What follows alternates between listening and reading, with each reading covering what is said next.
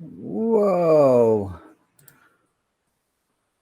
Hey guys, good evening. Thank you for being here. We are Mobile Mondays on a Monday. Hirap talaga yung prompto. Mahirap mag-a-adlib. Hey, kamusta kayo? How are you handling the heat? Grabe, this past week, it's so hot. Nakaupo ka lang na, mamawis ka na. But I hope everyone's okay, especially on this Monday where we've got a great guest, actually, he's a friend to most, a mentor to some, a guy who has a multifaceted career because of his talent. Ladies and gentlemen, thank you for joining us, let me introduce Mr. Boyet Sison. Oh, yeah. How are you, Boyet? Hello, Mario. Hello, everybody. Magandang gabi po. Great to be able to join you on the last Monday of the month. Oh, yeah. Oo, di ba? Sipin mo, bukas, Hunyo na. Could you imagine? Hunyo na. Oo. Bukas. We're, are we, a year and, more than a year and a half yata into this Okay. thing? More than a year. March. Yeah, more than a year. More than a year, but More almost. than a year. Yeah. To be numeric about it, approximately about 340 days. May ganun ako, no? Oh, may ganun ka ba? Nagbibilang ako. Actually, nagbibilang talaga ako. Nagbibilang talaga. It's something which I initially thought would just last maybe a couple of months. Yeah. But imagine, we're almost half of 2021. Yeah. Sipin nyo yun, mga kaibigan.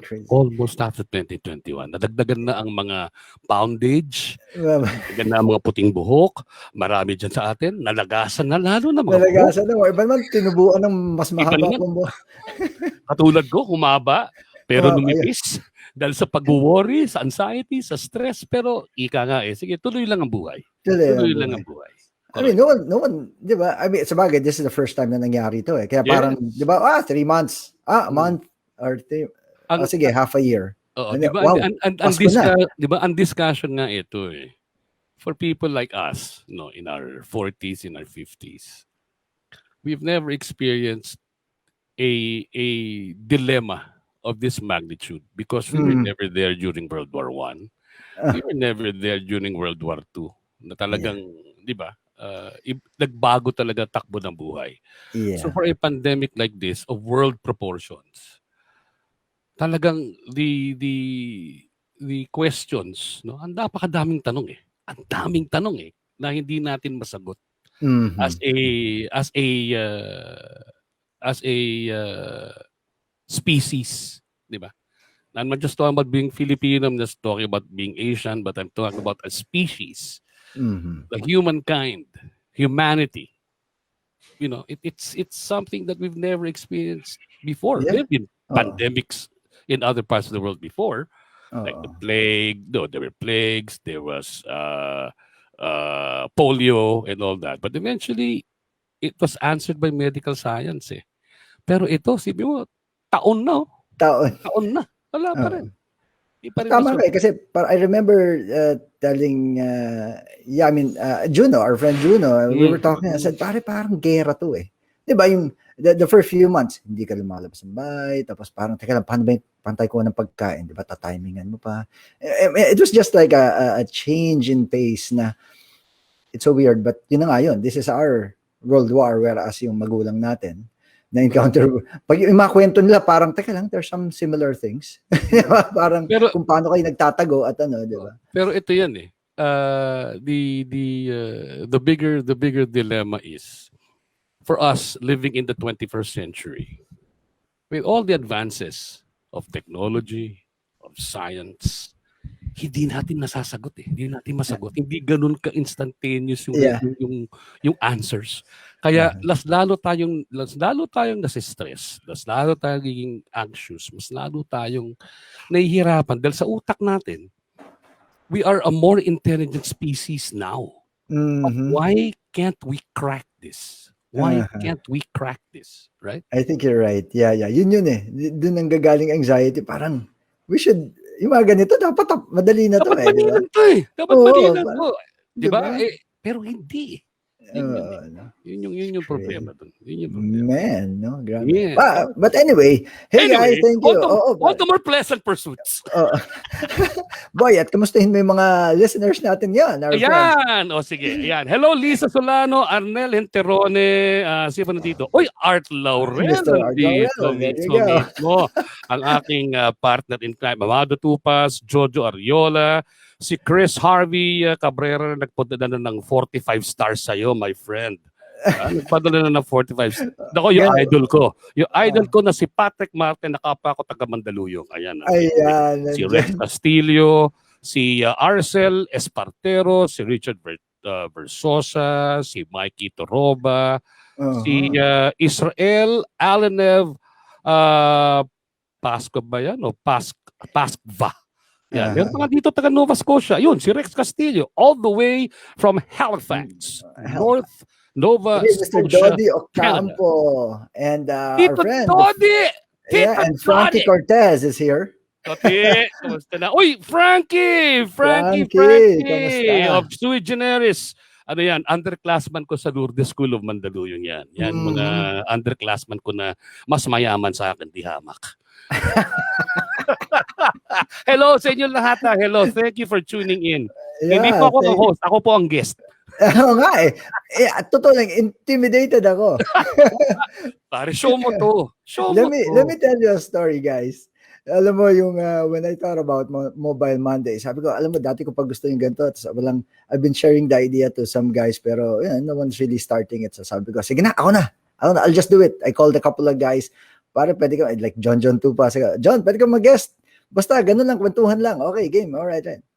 And then, so before the day, my first show with Mr. Art Laurel, nung night previous, I got cold feet. Sabi ko, what am I doing? I don't even know kung ano ginagawa ko. Alala ko yun.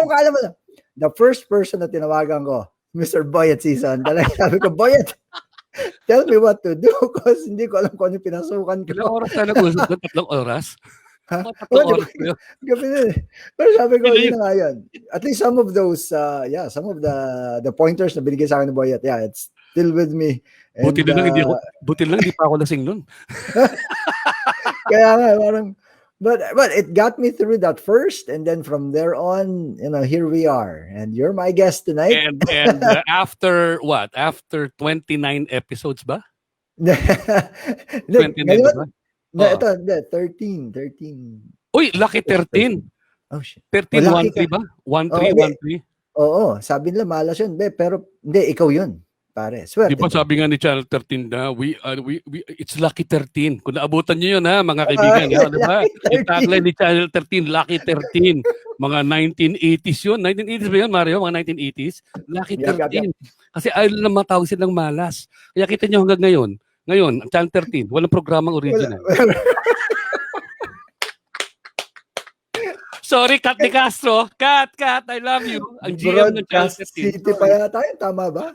Channel, Broadcast City yun, di ba? Oh, Broadcast City yun. Dati sa Broadcast City, nung after martial law, ang mga stasyon doon, Channel 13, tsaka Channel 13, Channel 9, tsaka occasionally Channel 2.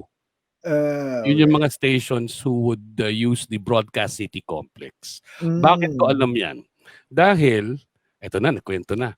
Ayos na, pare. Kaya tayo nandito. During those days, nagda-dancer ako noon sa Odyssey 2. It was a dance program hosted by Bambi Fonashare, who at that time was still a very popular radio DJ on WKW. If you guys remember that. That was an AM radio station. Ang FM noon, birth pains pa lang yun ng AM. Ng FM pala. This was in the, late 70s. Actually, that was the start. Sayaw-sayaw, TV. Kasi mga kaibigan akong sumasayaw. One of them was the daughter of President Fidel Ramos, si Joe Ramos. Joe Ramos, who was dancing on Odyssey 2. And another good friend of mine, si Milky Evangelista, who at that time was part of the Viker crowd. Hindi Vicor dancers ha. Ang unang dance group, mga kaibigan, sa Pilipinas po ay Vicor Crowd. Iba pa yung Vicor dancers. The Vicor dancers came later. Pero ang Mm. unang dance group na lumalabas sa TV, ang tawag po sa kanila, Vicor Crowd. Crowd. Bakit crowd? Dahil madami sila. Pag sumasayaw sila sa TV to promote a song from Vicor Records, 20. 20. 20 sila. Ano pala yan? Ano ba yung show na yon sa States na gano'n? Yung puro sayaw lang. Puro sayaw lang. Ano yan? Tawag to, ano yung kay Don Cornelius? Yeah, exactly. Don Cornelius. That one. Soul Train. Soul Train. Train. Yeah, parang gano'n. May mga video pa sa YouTube, mga boys and girls na mga millennials, ha? Yung nakamasayang TV show nung panahon na yun. Panarin nyo, Soul Train. Meron nga silang mga yung mga dancers of Soul Train ngayon. Diba, the Soul Train dancers. Ang ganda kanya-kanyang kwento rin yun. Ang saya-saya nun. Seriously, walang Panama yung panahon nyo sa panahon namin. Seriously, sasaya. I guess equivalent rin nun, yung later on, yung mala MTV The Grind, yung puno-puno ng tao. Exactly. The Grind. Soul Train is, well, for me, and I agree, I totally agree with you, yung The Grind. Yan ang Soul Train ng 90s.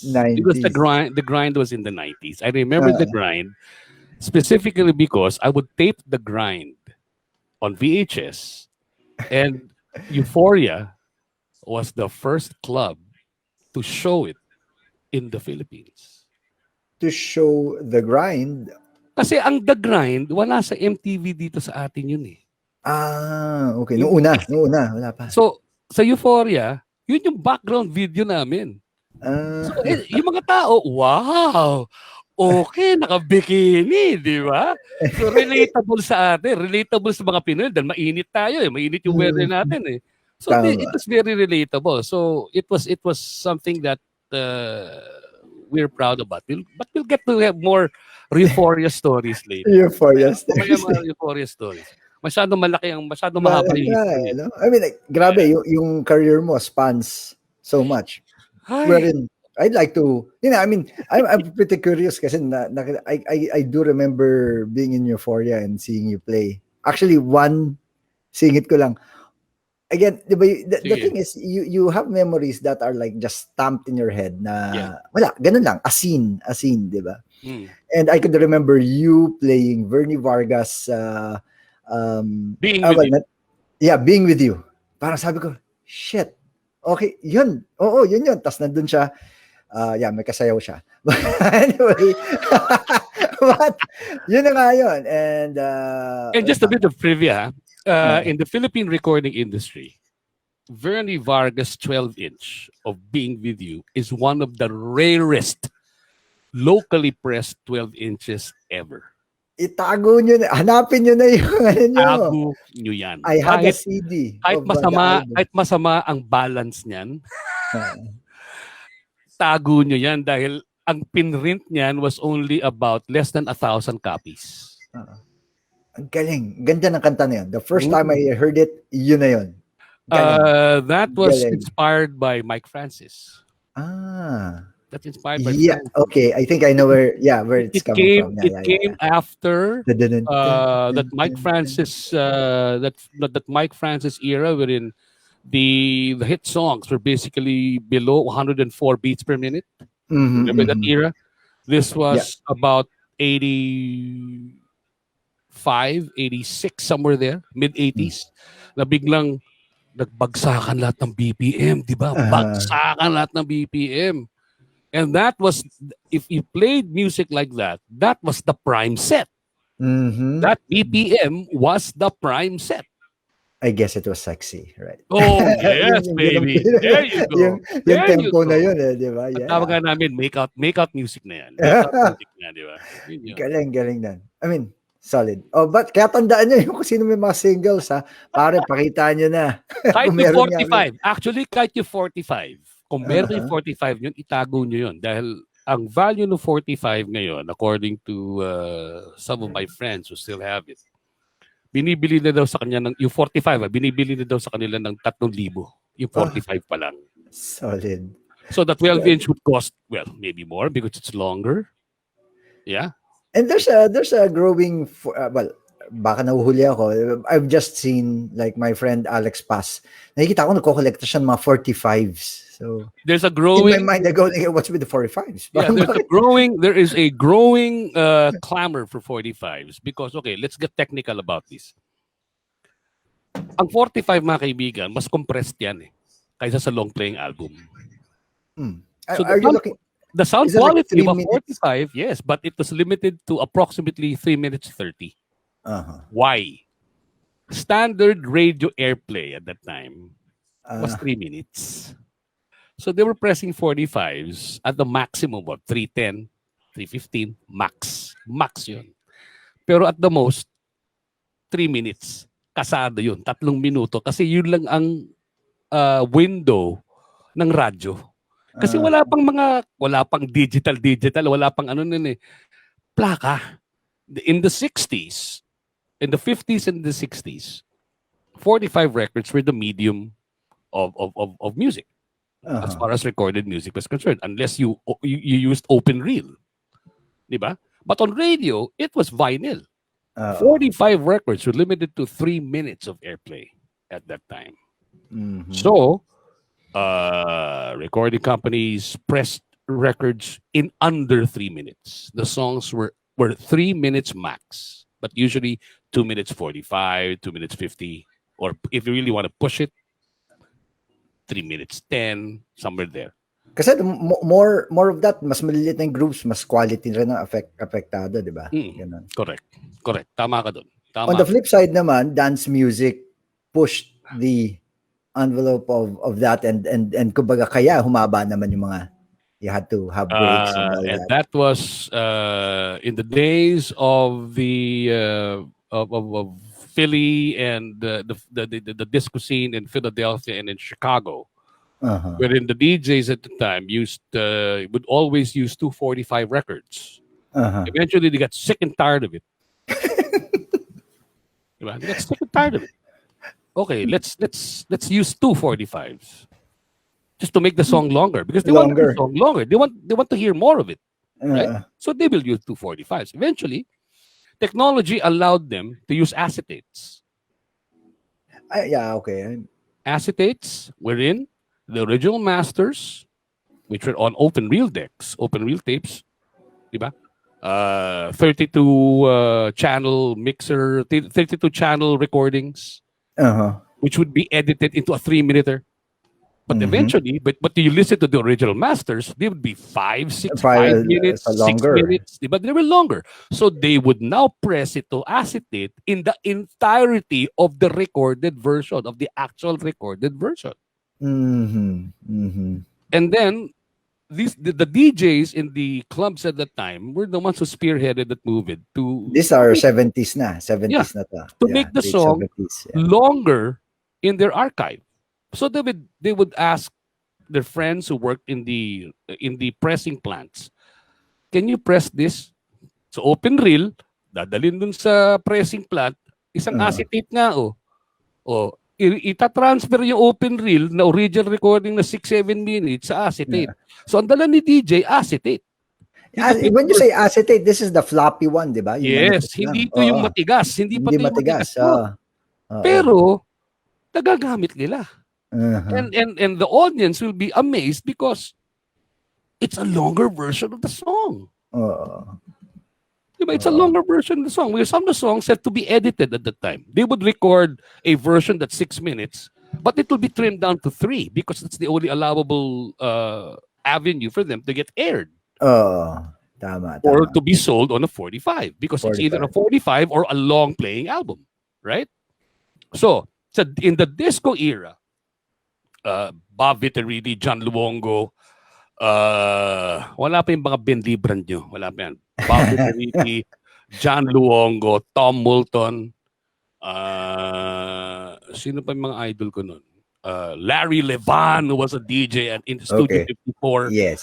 These were the guys who spearheaded the acetate movement, which eventually, because what they did, created so much resonance. Kumbaga, gusto ng tao sa mga disco na mas mahaba. Di ba? Mhm. So the people in the clubs will say, where can I buy that? Where can I buy that? So the recording company executives like Casablanca was the first one to release a 12-inch. It was Mhm. Casablanca Records. And TSOP, The Sound of Philadelphia. Okay. These are the two labels who spearheaded the 12-inch. Sila yung unang naglabas ng 12. What they call the 12-inch single.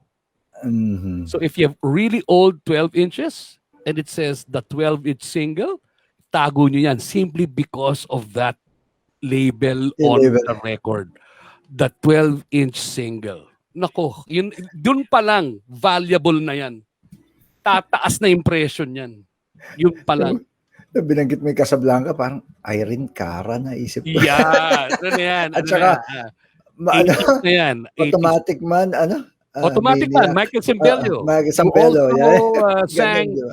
Maniac. Maniac, yeah, di ba? Maniac. First hit was Maniac, second hit was Automatic Man. The same Yeah. number. Right. Hey, Arn Achingues, kamusta? Mr. John Tupas. Nako, How are you? John Tupas, ang dahil kwento niyan. Oo, di ba? Charles Matanda na Santos, rin yan. good evening Matanda to na rin you. Elton Manlongat, how are you? Patrick Marte. Hey, Ai, di ba wala ka dito, Ai, di ba? Nasa ano ka? I think you're in, is it Mon Malaysia? Marambas here! Hey, Mon! How are you? Yan! Mon Uy, Maramba. Tito Sunny Santos, andiyan ka pala, baby. Yeah, di ba? Yan! There you go! I love it. Oh, by the way, gusto ko lang i-plug. Siyempre, first, Boyet plays, you've got your, you play music, you do your mixes. Something Pero like medyo that. random pa. Medyo random. Alam niyo, mga kaibigan, tamad ako eh. Kaya lang, sa mga taong akakala nila, disco lang alam ko patugtugin, hindi eh. Sorry ah. Mapili ako kung anong araw ko gusto mag-disco, pero well, I'm now just trying to like play music I like. I'm a jazz person. I love jazz. I love all forms of it. Huwag nyo lang akong hingan ng heavy metal rock. Dahil hindi ko talaga, ayaw talaga eh. Ayaw talaga na heavy metal. Ayaw. Kahit acid, wag na tayo pumunta doon. Pero mga Rolling Stones, pwede pa yan. Van Halen, pwede pa ako dyan. Pero ano mo, yung mga mas bagong rock na, I don't know, glam rock, the other permutations of what rock is in the late 20th century takes quite a while to grow on me as well. Pero actually, what I realized myself nga, ako yung parang suddenly mga glam rock at saka mga other mga AC/DC ngayon. Actually, doon pa kami nagkakasundo ng daughter ko eh. Yung mga AC/DC at saka Highway to Hell? Highway to Hell, di ba? Okay ba ako sa Highway to Hell? In recent years ko na lang na-appreciate yun eh. Parang, alright, di ba? Tapos yung mga, oh God. Anyway. But then again, Mr. Mon Maramba also has a program, medyo marami-rami si Mon Maramba. Sa Twitch. Yeah. Hey, Mon. Yeah, follow Mon Maramba on Twitch because sunod-sunod yung mga nila doon, parties and sometimes with guests like John Robinson and such. Yeah. Oh, buti nga masipag na rin si Mon ngayon mag-online ganun ba? broadcast kasi initially medyo hesitant yan si partner Mon eh. Medyo hesitant yan. Buti ngayon na-embrace na niya. Kasi nga... nagkasabay nga ba kayo ni Mon sa Euphoria or magkasama kami. else? We were together when Euphoria crossed the decade into the 90s. Tama kami ni Mon. Remember, Euphoria started in 87. Mm-hmm. And before that, historically, that structure was primarily Where Else Discotheque. Okay, wag niyo kakalimutan yung word na discotheque. Just to differentiate it. QUE yun. From what you millennials think about what Where Else was in the 21st century.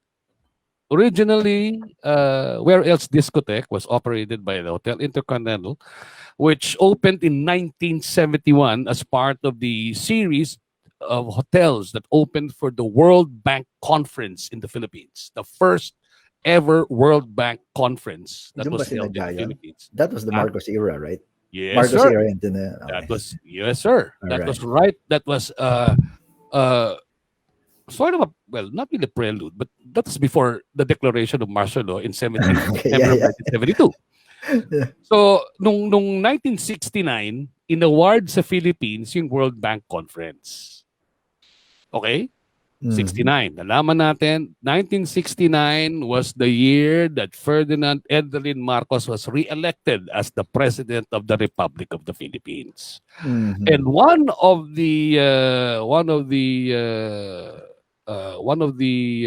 ika nga, the stars of that particular presidency after the re-election was the awarding of the World Bank Conference to the Philippines. Mm-hmm. A World Bank Conference in your country is a big thing Okay. for the simple reason that that outlines policies, world economic policies. And if you're hosting it, you can showcase to the attendees what your Sabagay, what your what the country has. plans for your country has, what your Mhm. plans for your country will be, what they can do for your country as far as assistance and financial developments are concerned, because you are there. They are here. Pwede mo silang kausapin ng personalan. Mhm, Because mhm. not only is the attendance just the attendees, but the entire world banking community will be here to observe, to watch, to attend. So where else was part of the yung Intercon right there, naging parte na siya ng club na yun, ng time na yun? In 1971, when the hotels were already operating, Intercon had where else? The Hyatt had circuit at the Okay. basement as well. Hindi ko alam. Okay. Yeah. Okay. Okay, okay. You had wait. What other hotel at the club downstairs? Where a Hyatt, Pero kumbaga yung Intercon. influence ng disco in, New York, Okay. I guess New York, 'di Okay, ba? Umaabot na dito. remember, the disco explosion happened in the mid 70s. Mm. Happened in the mid 70s. The Yeah. explosion happened in the mid 70s. But as Okay. early as 1969, 1970, there was already establishment that played dance music inside their respective enclaves. Kumbaga, Mm. may mga dating restaurant na kinonvert na pwede nang may sayawan. Uh-huh. So Uh-huh. that was the premise. Mm. Eventually, in San Francisco, Philadelphia, Chicago in the United States, and in Europe, ganun na yung nagiging trend. May sayawan sa loob. Di ba? Dati naman, may talaga may bailihan sa loob Oh. ng mga, pero ang tawag doon dati, nightclub. Uh-huh. Di ba? Ross Boulevard, nightclub yan. Okay. Yeah. Nightclub yan. Pagsama So, Ross Boulevard, di ba? Di ba? nightclub. Jimmy's, Flame, ano pa ba? Yungib, di ba? You can dance inside the restaurants. But eventually, because they wanted to reterm it because of the technology, there were blinking lights, the technology, the perceptives, the amenities were different. It became disco, Mhm. which was actually a term from Europe. It was a European term that meant a record library. Uh-huh. So, in-embrace ni Amerika at eventually, in-embrace ng buong mundo. Ng buong mundo. Yun yung naging term para sa isang lugar na may DJ na nagpapatugtog ng plaka na may nagsasayaw. Yun. Yun yung ano na yun. Yun yung more or less historical account nun. Kung Oo paano nga naging pala. ganun yun. Teka, mga musalata. Hey, Miss Joy Degollado, good evening to you, my friend. Hello, Joy. Magkatabi ba kayo ni Mon? Mr. Kenneth Tanso, how are you? Hoy, Kenneth Tanso, Mega Mix! And then Di ang ba? yung kasama sa ano, si Mr. Robert. Hi, Bobby Viñas. Happy birthday, Bob! Oo nga pala, birthday ni Bobby. Birthday, Roberto! O, di ba? Paano naman kami? Yan. Wala ba mapansit dyan, Bob? Dapat dapat may papansit. May padalang pansit kay Mario, may padalang pansit sa akin. May grab na ngayon.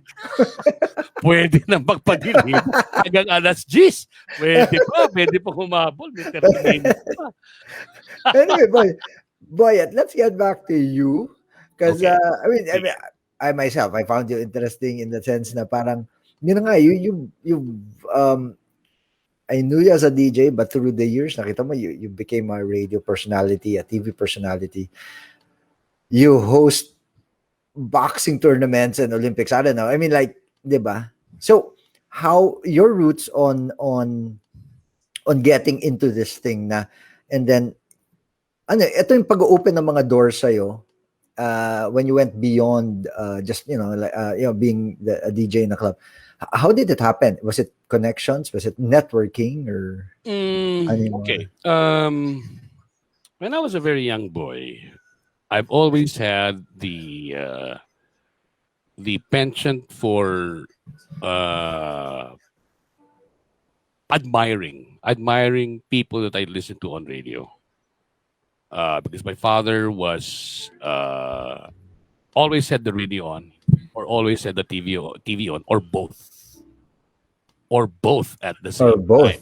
Okay. So for me and him, that was our commonality. We enjoyed it. I mean, he would turn on the radio and listen to maybe people like Willie Hernandez, Leon Oti, who had commentary radio shows at the time on AM radio. Kasi wala pang FM nun, wala pa. And on television, he would always watch the news. My father was a newsman as well. He was involved in public relations. He was involved in journalism. So that was his world.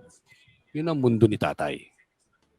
And I got interested in it because I love current events. I loved hearing what was happening in the world. That's the influence of my dad. Eventually, the music part is my mom. Si nanay ang talagang out and out tugtog. Mahilig yan because my mom could play 4 instruments. And the rest of her 11 siblings. Okay, I come from big families. That's a big one. My father had 8 siblings. My mother had 11. So you can just imagine, kami pa lang what a reunion would be. Diba? Kami pa lang party na. Wala pang bisita nun. Kami pa lang party na. So music was part and parcel of any and every family gathering, wherein it's either we listened to music or they played music. Sila mismo. For us children, it was de rigueur for us to at least play an instrument. We had to learn to play an instrument. In my case, I was born in sabihin ko na, I was born in 1963. So mga hayop kayo na mas pinapatandaan nyo ako, 1963 ako pinanganak. So 58 pa lang ako. Hindi pa nalalaki. Marami ka na nakakita, pare. Madami na ako nakita. Kahit yung mga hindi ko dapat nakita mo na. No, but that's the story of how the development of my love for music was. I was really exposed to a lot of it in my youth. The musical menu was very varied. It would go from Mozart, Brahms, Beethoven, Chopin, to Frank Sinatra, Sarah Vaughan, Doris Day, Pilita Corrales. My God. Carmen Soriano and Carmen Patenya, Diomedes Maturan. Seriously. Cecil Lloyd. I don't know if you know Cecil Lloyd. Anybody remember Cecil Lloyd? Cecil Lloyd is one of the first superstars of original Filipino music, because he was the one who would be played a lot on radio at that time. He would guest on such radio shows as Student Canteen in the 50s and the 60s because he had such an amazing voice, and he was the inspiration for the Music Industry Award. It was called the Cecil Awards. So if any of you are old enough like me, you will remember that there used to be a music industry award called the Cecil Award, I do remember that. which would be the award giving body for recording, for musical recordings. So siya yung naging inspiration. So how did you find yourself, like I think in high school pa lang you found yourself naman. playing music? By the time I was in my teens, in our house, when we eventually got to transfer from Mandaluyong, dahil unang bahay namin, mga kaibigan, ang unang tinitirhan namin ay isang rented house sa Pasay, which we were sharing with my mom's sister and her family. Eventually, from Pasay, we transferred to Santa Mesa. From Santa Mesa, if anybody knows where Puresa is, the area of Puresa in Santa Mesa is, it's about 5 kilometers away from Malacanang. Eventually, from Puresa, we transferred to Mandaluyong, and that's where I have been for almost the bigger part of your life. For most part of my life, which I'm counting now. I'm trying to figure it out in my head. It's close to more than 40 years. I've been in Mandaluyong for more than 40 years. Marunong pa pala ako mag-math. Marunong pa. Pwede pa ako mag-math. Okay. Pwede. Pero when you got into playing music and where other than entertaining your family, when you started playing music for different other people na, I'm sure that was in high school. Kasi I'm trying also to connect your time in probably high school, and then I interviewed Art and Laurel of Discosteria, and alam ko you walked in there, sabi niya, and then you started playing and he was totally impressed. And then, diba? And where after that, diba? Kinakalculate mo yung timeline. Okay. So ito yung timeline. Around the early 70s, in our house in Mandaluyong, syempre may stereo system. May turntable, may cassette, at may open reel. Wala pang mixer nun. Ang mixer lang, line mixer yun pag microphone. Yun lang ang meron nun. Yun lang ang meron nun. Wala pang disco mixer, whatever. Wala pa yan. Ngayon, paano ginagawa? So, eto yan. Diba, kwento ko sa inyo, 1971, binuksan ng Where Else. Imbitado si nanay si tatay ng opening nun. No. So, okay. Punta. So, one time, sinama ako pumunta. Sabi ko, bakit tuloy-tuloy yung tugtog? Di ba? Curious ka doon. Di ba, pagtapos nung kanta sa plakor, pagtapos lang, tanggal, palit ng plaka. Dati ganun eh. Ganun. Or magaling ka mag-edit sa open reel. Or pinos mo bago matapos yung kanta, yung cassette, tapos pag-play, angat yung pause. Di ba? Lagay ka na kagad. But that takes quite an effort, right? It takes a certain level of mastery to be able to do that seamlessly. Di ba? At that time. So, ba't nagagawa nilang tuloy? Hindi naman siguro tape deck yan. So, you already had the awareness na hindi pwede yun eh. Hindi pwede yun. So we had the opportunity. I had the opportunity of being brought up to the DJ's booth, which was in the center part where yung hagdan na paakyat na ganun. Yung secret door. Na maraming ding kwento. Anyway, so wala namang mumaw dyan, ha? Sige. So I got to see 2 turntables and 2 volume controls separately, which are both knobs this big. Ganun lang talaga. Okay. Knobs this big. Ano yung layo? Ganyang kalayo, arm's length. Bakit arm's length? Ano yung nasa gitna? Yung nasa gitna, yung light control. Oh, okay. Light Di control ba? pa yun. Light control yung nasa gitna. Ikaw yung nag-iilaw, sila yung nag-iilaw, sila din yung nagpapatugtog. One-man show. Ganun yung buhay nun. We're talking about the early 70s. Now, fast forward. Multitasking, Okay. pare. So, nakita ko yun. Sabi ko, ganun pala yun, ha? So, I asked my, pwede ba bumili ng, pwede nyo ba ako bili ng ganyan? Gusto ko ng ganyan. Gusto ko ng ganyan. Wala. Pwede, di ba? So, my elder brother was also a music aficionado. So, the music really rubbed off on us children. Sabi ko, how can we do this? So, okay. So, there was a person who would maintain the sound system. I mean, they had a speaker. There was a really good, decent sound system. In the house at that time, we had 2 speakers that had 15-inch woofers. Ano na pala, ano? Pare, Okay. di 15 na yung woofer Ano na namin. pala, ano na, seryoso. Seryoso, sir, pati. Seryoso. So, di 15 yung woofer niya. Dalawa yung mid-range niya, tapos dalawa yung tweeter. Ganong klase. Ganong klase na yung tugtugan sa bahay. Sabi ko, paano yung hindi tumitigil? So, the company that was in existence at that time was Purple Ear. It was owned by the Montelibanos. They were selling high-end sound equipment. Okay? This was in the early 70s. It was called Purple Ear. So they had a technician. The technician, I explained to the technician what I wanted. And he gave me a self-made mic mixer, a line mixer without a headphone monitor. I could just play both, whatever I want to play, the cassette and the record sabay. So, volume control lang ang labanan. Volume control. Na nakamono yun. So, isang volume knob para sa turntable na nakamono. Isang volume knob para sa cassette na nakamono. Isang volume knob para sa open reel na nakamono.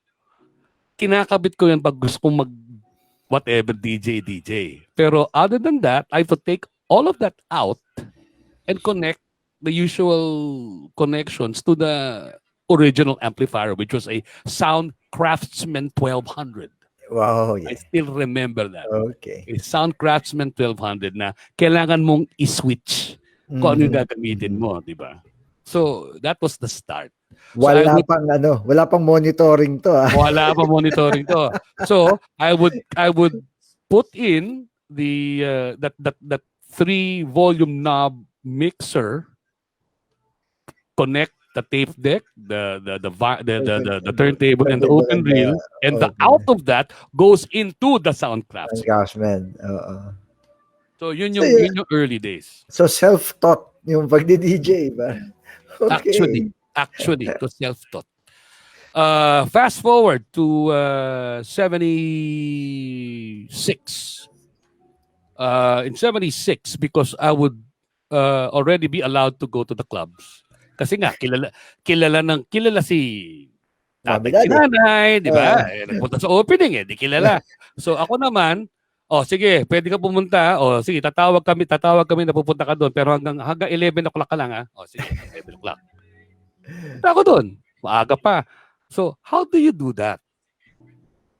So, pupunta ako doon. Kausap mo yung mga DJ doon? Pupunta ako to 6:30, 7 o'clock. Pupunta na ako doon. 11 o'clock ang curfew ko Mas interesado ako doon kaysa sa chicks. I was more interested in that than with girls. So, I would go. How do you do that? Okay, here's what you do.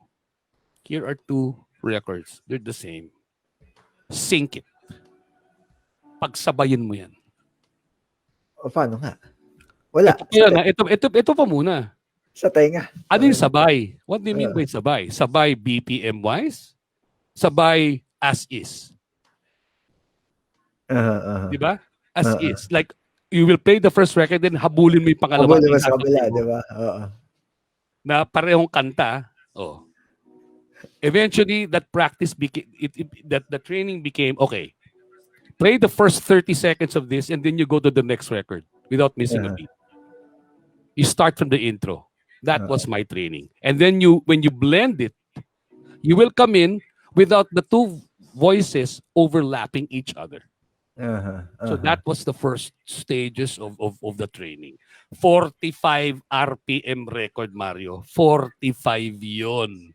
Ang hirap ganunin at ganunin yon. Which really brings me to that question: why did 45s have a bigger hold than LPs, whereas I don't see a significant, it would probably be some significant thing. Bakit? Okay, in the that thing. Philippines, our 45s had really big holes. Oh, exactly. But in the US and in Europe, no. Okay. If you look at the records, the 45 RPM records that come from Europe, Germany, France, the UK, same as the album. Utas lang na maliit. Oo. Hindi ko nga alam kung bakit. Because pag maybe mawala mo yung adapter, wala ka na. Hindi, siguro dahil sa pressing plants natin. Yeah. It has something to do with that, probably. It has something to do with that. Yung machine or yung the mold. Yes. Yeah. The mold. Yeah. Something like that. Ganun So, yung sorry, so when did you find from that the point na parang nakikiosyoso ka lang doon, and then you actually found yourself nandun na, tumutugtog ka? I think you were an apprentice. The apprenticeship was on and off because, of course, I had to ask permission from my parents that I will go there. Okay. And from what I was learning on my own at home, that formulation of the theories became more evident, diba? Because the physicality of learning what to manipulate, was different actually anywhere else than for me theorizing the musicality of it.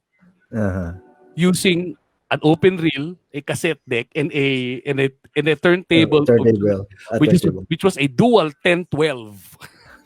I don't know if any of you have used a dual 1012, which is a belt knife turntable, which had a disc speed manipulator on the left corner. Okay. In where else you were using a Lenco B55. I don't know if any of you have come across a Lenco B55. The Lenco B55 had ang pitch control niya, mga boys and girls, ang tawag namin doon decambio. Nandito siya sa kaliwa, may curve siya na ganun, may gap siya in between the 75, the 33, the 45, and the 15. Okay. Yan yung may ngipin, pak. Oh, yes. So, but in between those speeds, yun yung variation. Variable siya. Okay. Kaya pwede mo siyang, kumbaga, pitch control talaga siya in the truest sense of the word. It was a pitch control. And Sunny Tugade, if he's watching and listening, he will, Mon Maramba agrees, diba? The longest pitch control. Come on. Yun. Yung pitik-pitik ka na konti, pitik, habang ginagano mo yung platter, gumagano ka. Diba? In theory, the Lenco B55 is comparable to a Luxman. If any of you know the Luxman, which had the pitch control underneath, that in theory was how the feel was of the Lenco B55. Pwede mong itulak, pwede mong galawin sa tabi para ma-variate mo na konti pag bumabagal kasi mga plaka noon umaalon yung takbo ng palo noon eh. Sa belt driven di ba? Well, and also the music. And also diba? the music itself, I mean, it was recorded. There were no click tracks at that time. Mano-mano yun eh. Tsaka walang metronome na gumagano sa harapan ng artista o ng drummer para sabihin na, hoy, tama. You're on beat. Nasa tempo ka. Oo, sila rin yun, di ba? Pakiramdaman sila ba ito? Pag nangangawit na, may iba na yun. Di ba? Pag nangangawit na, ayun na, aalo na, babagal na. Ganun eh. May ganun yun eh. So those were the nuances of how it was a long time.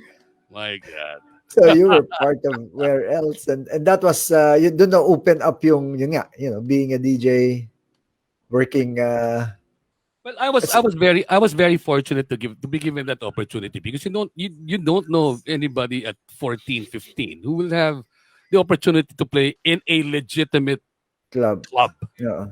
The only one that I would remember is Jimbo Lacson, who at 15 was playing regularly at Another World.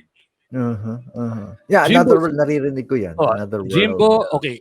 If you remember that Greenbelt area where Ayala Museum is now, that Mm-hmm. used to be the strip which had Shakey's, Tia Maria's, and Another World. Yung ba'y parang adobe brick building? Correct. Di ba? Nung bata ako, parang adobe. Okay. Correct. Okay. Another World were owned by the Lacsons and was Ah, managed by Wapsi Zamora's dad, Arturo. oo. Oh, so ano pala? From Wapsi. Yung That was dad pa pala yung the yung dad pa. nag-introduce nung Yes. music. The Lacson family owned Another World, Uh-huh. and Jimbo, who was the son that was mahilig, was the one Yeah, like, you know okay. one of the DJs who played regularly there, together with people like Jason O'Malley, si Alex Villanueva. Shit, I remember these guys. Why? I have vivid memories of them. Aki Kunanan. Oh boy.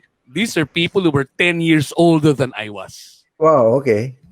They were And 10 years. parang sa ano, in some ways mentors or Oh yeah, very natin. much so.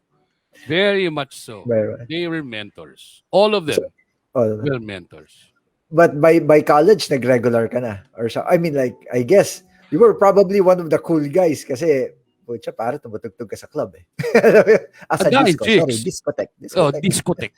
Well, 77, and 78 were very memorable for me already because at that time, I was doing the late slot. I was Uh, semi-regularly doing the late slot already on weekends. hmm. So I would go to school or try to go to school on the weekdays. Pero pagdating ng Biyernes, Sabado, nasa disco ko niyan. Sigurado yun. Sure bull yan. Pagbukas ng pinto ng disco, nandun na ako. Because I just loved it. I loved, more than anything, I loved the music. The music was primary. I would play the last set, which would be, oh Lord, may curfew pa nun eh. Yeah. Wala na curfew nun. Wala na, meron pa. Meron pa. Meron pa. Yeah. Meron pa. I'd imagine meron. Tapos, kaya nga parang what was yung clubs dati dahil, di ba, unlike ngayon, hanggang alas 5 na umaga siguro, di ba? But during that time, if, kung magsasara ng 12 yan, dapat curfew, then maaga rin nag-uumpisa dati. Oo. Maaga nag-uumpisa dati. At saka kung siga ka, kung tigas ka, may curfew pass ka. Yeah. Curfew pass. Curfew Others pass. ka. Okay. Others ka. Like a curfew pass was like an ID that you curfew pass was a green pass, this big, which would be given out to people that will be allowed to stay out of their homes. Okay. After midnight. So sa kotse yan. Sa kotse. On your person. On your person. On your person. Why? Because laki na bulsa nun. Tupi mo. Tsaka yun, may petsa yun, may petsa na effectivity yun. May mga taong binibigyan na overnight curfew pass lang, meron taong may petsa talaga nakalagay. So astig ka kung indefinite. Indefinite. Yun ang pabigat. Kung anak ka ng general, anak ka ng politiko, an indefinite yan. Kaya may mga boys and girls na kailangan friends kayo. Kasi may mga budol, may mga bundle na curfew pass yan na dala. Di ba? Okay. Bundle yan. Lalo-lalo na kung kaibigan mo maanak ni General Escarcha, General Olivas, sino ba mga tikas na mga general nun? Olivas, Escarcha, may isang DJ na anak ni General Escarcha. Kaya kami mga DJ dati, Chong! Curfew pass nyo. May ganun kami. So it was fun because if you're locked in and lahat kayo may curfew pass, edi forced to good kayo hanggang 4, 5. Oo nga. Magkakasama kayo. At pag ikaw late slot, sa'yo yun. Ikaw yun. Ikaw yung taya. Ikaw yung taya. Oh, But siya. it was fun because you had a captive audience eh. They can't go Mhm. anywhere. They can't get out. Uh-huh. Di ba? Sabagay, Nandun sila eh. sabagay. Locked in ka eh. Wow. It was Eh, fun. so nung tutugtog ka, 'di ba? And then when Teka muna. oh, Walang yaka, Lopi Guzman. Lopi oh, Guzman, sige, humirit ka pa ng Avon dyan. Oh, by the way, okay, para matapos na, ang totoong pangalan ko ay Jose Avon. Okay? Para matapos na. Oh, yan. as in? Oh, yeah. Oh, that's my real name. Oh, tama nga pala, Bobby Viñas. General Fabian Ver. Correct. Yeah, wala na. Yun na yun. Yun ang mga pangalan na kailangan Yun na yun. kilala ng pamilya niyo. But anyway, upon the declaration of martial law, just to put it into context, my father was one of those imprisoned Oh. upon the declaration of martial law in September on September 20th of Kasi 72. media man siya. Him together with Sok Rodrigo, Ninoy, a lot of other very vocal figures in Philippine politics and in media were picked up. Some of them were released a week after, 2 weeks after. My father was released 10 years after. Oh man. So for us as a family, kung ano man yung meron kami, nawala lahat yun. Nawala lahat yun. So growing up in the era when my father was incarcerated, the luxuries of me being able to go out, good thing, ang hilig ko lang nun disco eh. That's music. So I tried to find ways to like suffice that particular love of the arts by doing odd jobs. Nagde-deliver ng dyaryo, naglilinis ng kotse ng kapitbahay, gano'n. Doing odd things to be able to suffice the need to buy records. Upon by the time, kaya nga, when we started apprenticing, walang bayad yun. Walang bayad yun. I was not being paid by the hotel to do the late slot. I was being paid by the head DJ to do the late slot. Magkano lang yun? Hulaan yung magkano ang late slot talent fee ko nung panahon na yun. 10 pesos. Hindi naman, 50 naman. Sorry. 50 naman, 50 pesos. 50 naman. Okay. 50 pesos yun, 50 pesos yun. Malaki na rin yan, anong panahon na yun? Laki yun. Enough to bring you home and a decent meal. And, okay. Magkano isang ng Blue Seal noon? 3 piso. 3 piso lang ang Blue Seal noon. Isang bote ng beer, 10. So, sa disco where else 10 piso ang bote ng beer noon. Pilsen. Pero yung experience mo dun sa where else, that opened up, parang yun naging inroads mo to... That totally just sold me out on what I wanted to do at that age, in that particular stage of my life. I wanted to get involved with music. I wanted to make people happy. I wanted to see that joy in their faces when a certain song comes in. I wanted to be that orchestrator. I wanted to be that conductor of that scene. That I would play something and they will react with a lot of joy and ecstasy.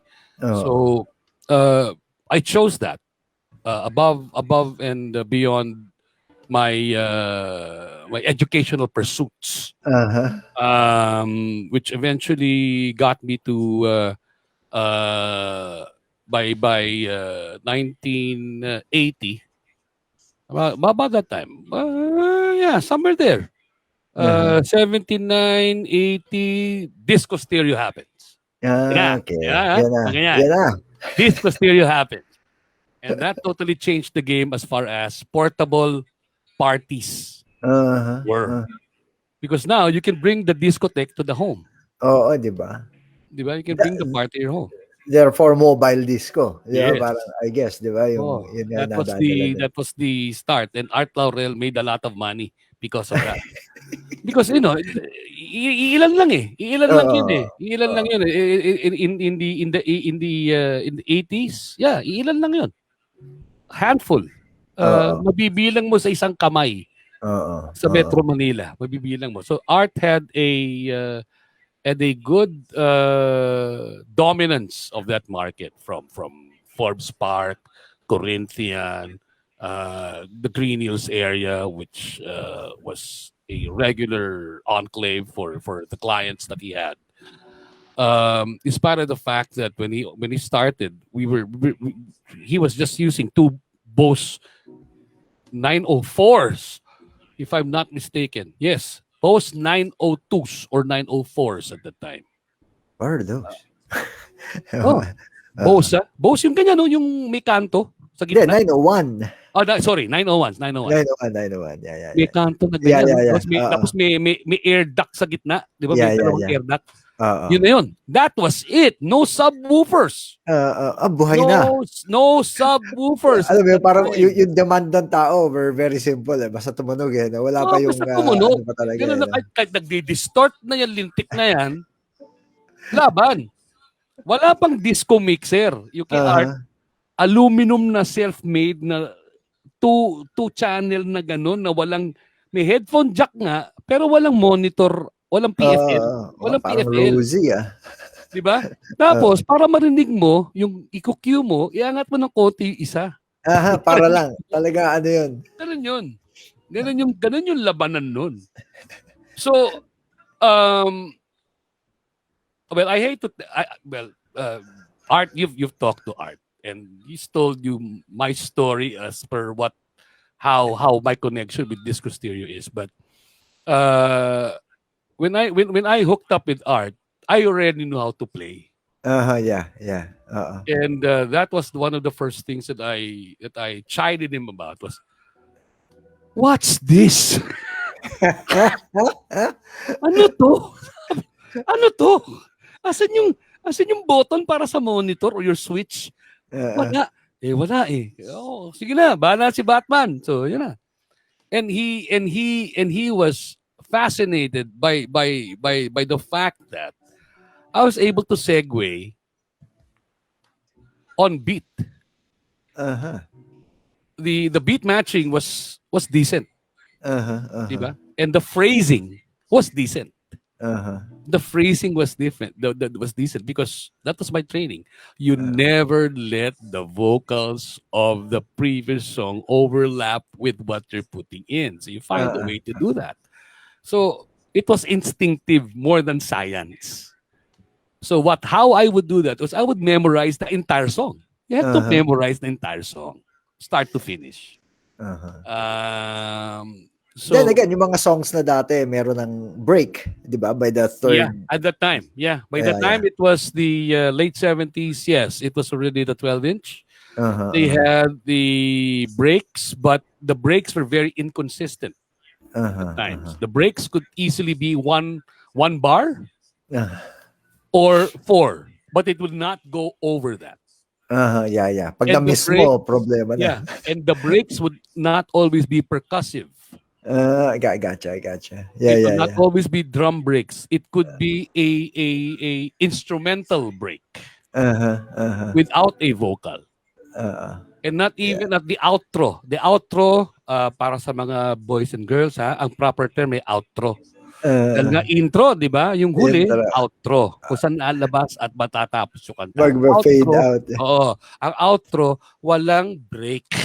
Minsan, or kadalasan, walang break yun. Kay instrumental or percussive break, wala. So, bahala ka mag-phrasing. Instinctively, chechepuan mo or bibilangan mo or you have that instinct that will tell you, okay, I will put this next song in. It is this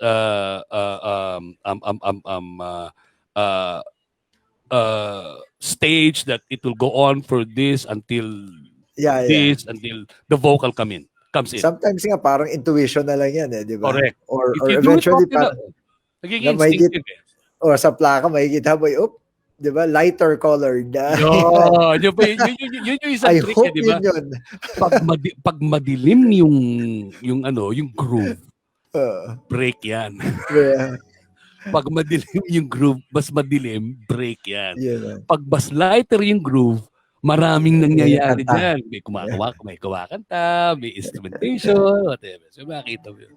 What was your source? Waveform, what was your source of knowing the hits? What 'di ba? You gotta be playing something new or syempre di ba pwede Radio was my radio was the malakas ang influence sa radio dati, especially to tell you what the hits were dun sa Kasi it's either radio or you had a subscription to Billboard magazine.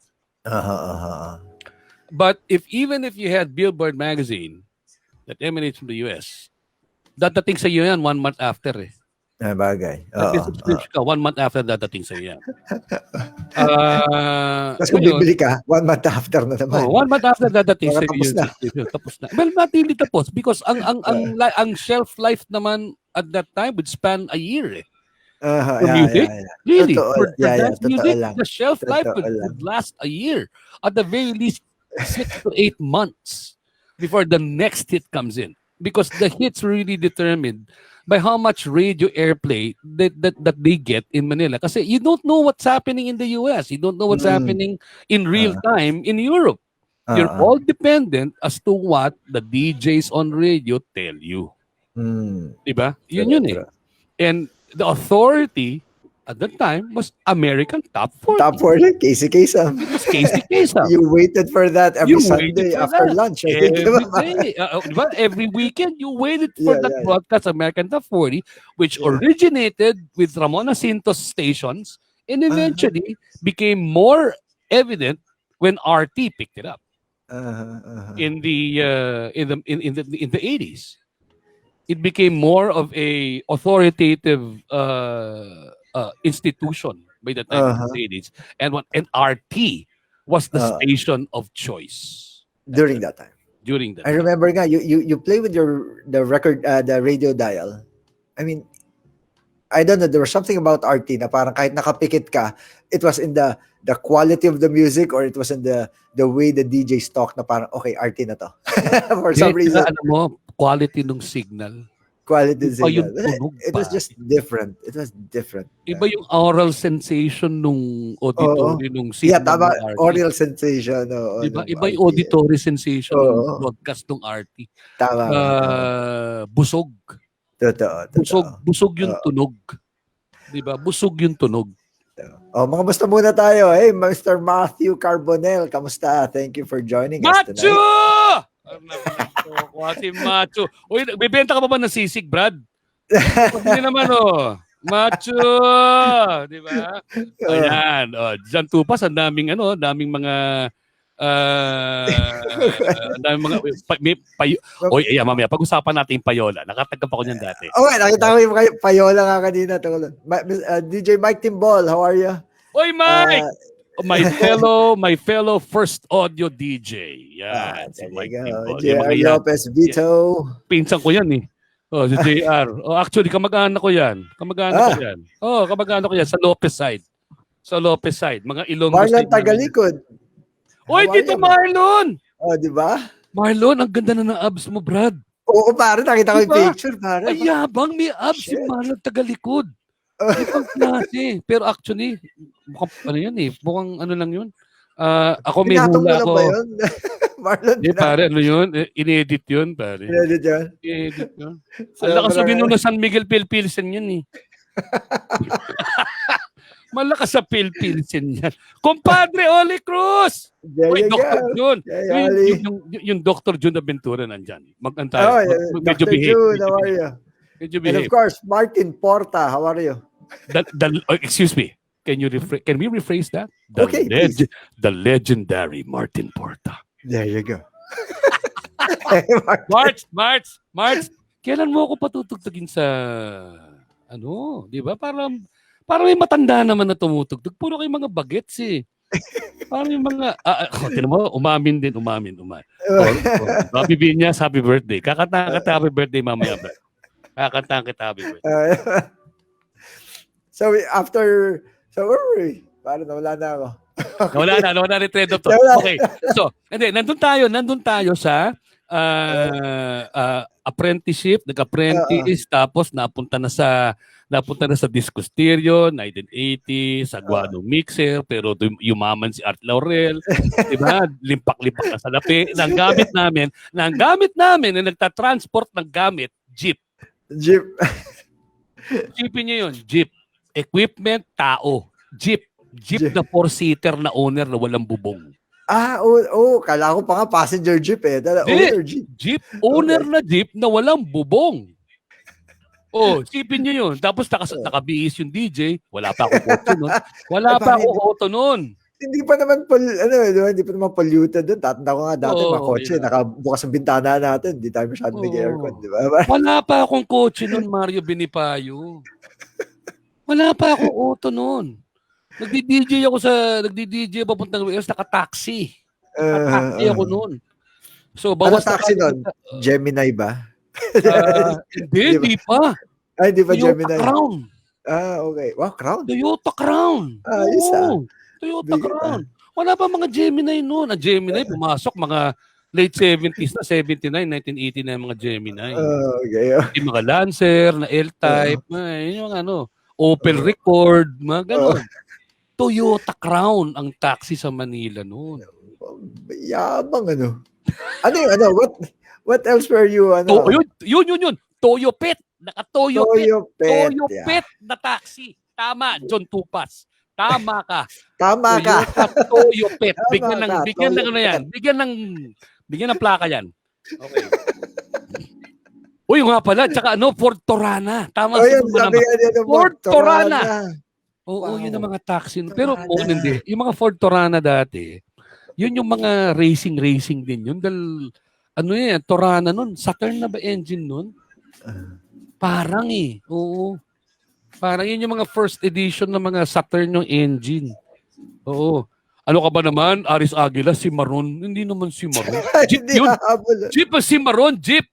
Tsaka Portiera, Jeep. Yun. Kino-convert sa Jeep yun. Jeep yun. Okay. So, nagtataxi ako to go to Art, kung saan man yung party, or pupunta ako sa Green Hills, sasabay ako sa jeep. Diba? Because naka-long sleeves ka na nun. We will load the jeep. Kasama ako sa naglo-load. We load the jeep with the equipment and we go to the party location. Diba? Kasama ka.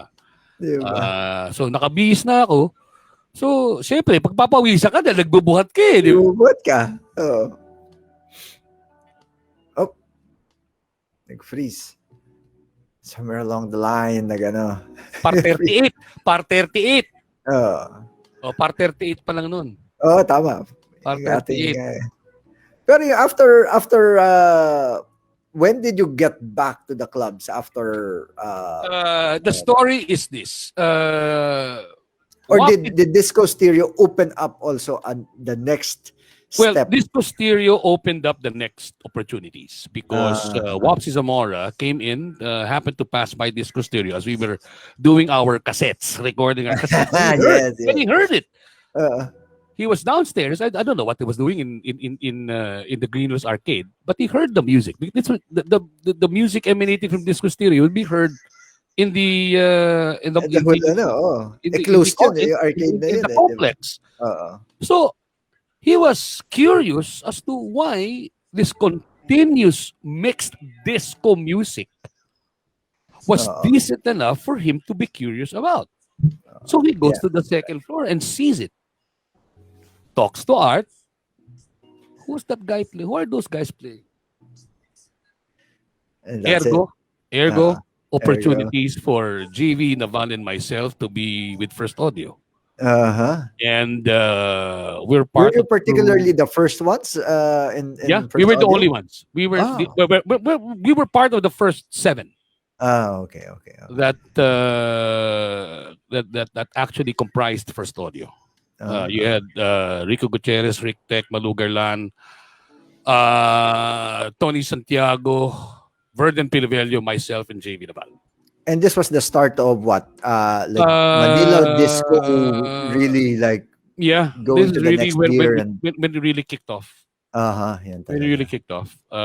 81 was a very monument. Not really Manila, but as I've told you, in the late 70s, Makati was Makati, Manila, and Quezon City already had a lot of clubs. In Quezon Uh-huh. City, you had 5 discotheques in Quezon City. Mother's Okay. Bonanza, Mother's Bonanza XYZ, Lighthouse, and one more which I can't remember at the present. Uh-huh. Uh-huh. In Ross Boulevard, what you had Boccaccio 77, you had Reflections, oh God, Yeah. uh, Boccaccio, Reflections, Cellar Bar at the Century Park Sheraton Hotel. You had Lost Horizon at the Philippine Plaza. You Uh-huh. had Jungle Bar at the Manila Hotel. In Makati, you had Doubles, La Cueva, yung Ngib in Makati Hotel, Altitude 49 in Dusit, which was the Nico Manila Garden, called the Nico Manila Garden Hotel at the time. Yes. You had, of course, where else? You had Another World. Doubles was behind it. Doubles discotheque can only accommodate less than 100 people, but their sound system was already Sermon Vega at the time. Uh-huh. And their claim to fame was there was an option for you to use the stairs to go down or use the slide. They had Slide. a slide from the street level to go into the club. Wow, that's What something. about that? Check Oh, it out. Yes, So that's interesting. that was the What club? conversation piece. What club? The club is called Doubles. Doubles. Intriguing. Doubles. Okay. So the notoriety was pag may mga chicks na magsa-slide pababa or may mga taong nasa loob na pag nalasing na, slide tayo, yung mga chicks, slide tayo, nakabistida. Siyempre pag nag-slide, diba, aangat yun. So may ganon. Yeah, ganun. May ganong mga Ganun. may ganong mga senaryo. So ang saya talaga. Pero yung but when you joined First Audio, let's just move towards First Audio. Was it like nung time na yun, parang First Audio kind of changed? Was First Audio out to change the The the landscape, playing yes, field? yes. Na talagang, Remember, First Audio was not the first DJ service company in the Philippines. I guess so. Yeah. Yeah. It was not. There are others, and most notably among them was Sound Out. Sound Out Philippines already was supplying DJs to a lot of clubs. I think Sandy Togade was yes, part Sandy of that. Tugade was part of Sound Out. And a lot of my mentors were also part of Sound Out. Okay. So, and So yung concept ng DJ service pala, it's even before that. Yeah. Because there were entrepreneurs that saw the void of hotels and establishments having to do it themselves. So there was the void of ako na gagawa sa inyo, pay me in toto. Oh, yun na lang. Pay me diba? for the package. Ako magsusupply sa inyo, ako magkakabit, ako magde-design. Pakete na kaysa a hotel would try to run it themselves na design it themselves, procure the equipment, supply the manpower, etc. So to one shot deal. O ikaw na lahat. Ito na. Pakete na. You're a service. So we pay you for the service. Which was all inclusive of everything. You maintain the equipment, you provide the DJs, you provide the software, software meaning the records and all that. So that was the start of how audio DJ and light services became. Diba? Because the hotels, as big as their manpower complement was, did not want to have a separate division for it. Yeah. Diba? It will entail N++. pag ganyan, babayaran mo yung benefits eh. Yeah. May benefits yan eh. May labor laws ka na susundin eh. Pag ganyan na ano lang, pera na yan, di ba? Expense na lang yan, period. Expense na lang yan, period. Wala ka ng SSS, wala ka ng whatever. So, ganun na yun. It was easier for them to do that. So, 81, WAPSI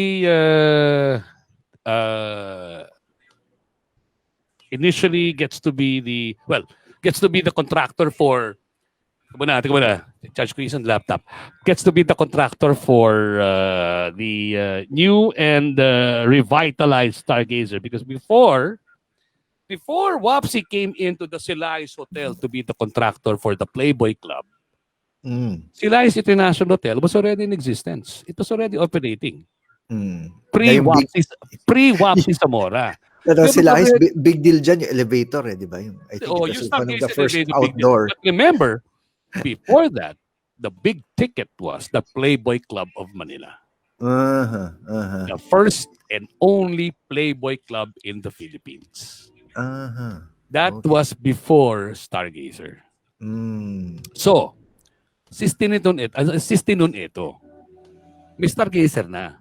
Nagkaroon ng Playboy Club. So, si Biboy Enriquez, Bobsy, can you do this for us? Playboy Club. After nagawa yung Playboy, can you redo Stargazer already? Yun yun. Ganun yun. Yeah. So, eventually, when Louis Ismael and Biboy Enriquez eventually opened the Stargazer about late 1980 or early 1981, the scene was, disco in the Philippines was at its height. Andun talaga. That was the entertainment fair. The nighttime entertainment choice was to go to the discotheque. No time ba to? Ito yung Rojas Boulevard was actually the place of the clubs, di ba? Because I think there were time, di ba? There was Rojas Boulevard, then eventually there was then bumalik sa Makati, or for a time Zigzag made a impression. Well, if you're talking about the timeline, in the early 80s, it was really the time of Malate. The time of Malate. You had different entertainment fairs sprouting around the area. Together with Makati. I'm not saying that Makati died. Makati was still in existence. The nightlife in Makati was alive, well, and kicking. But you now had the choice of a different location, which was Malate. The Ross Boulevard area and the Malate area. In the Malate area, you had Route 66. Di ba? Naalala mo Route 66? Okay, Route 66. You had the Blue Cafe, that strip, which was already started to percolate. Coco Banana was still alive at that time. Remember, buhay pa si Coco. Buhay pa si Coco Banana nun at that time. Hindi pa siya sinasara ni Ernest.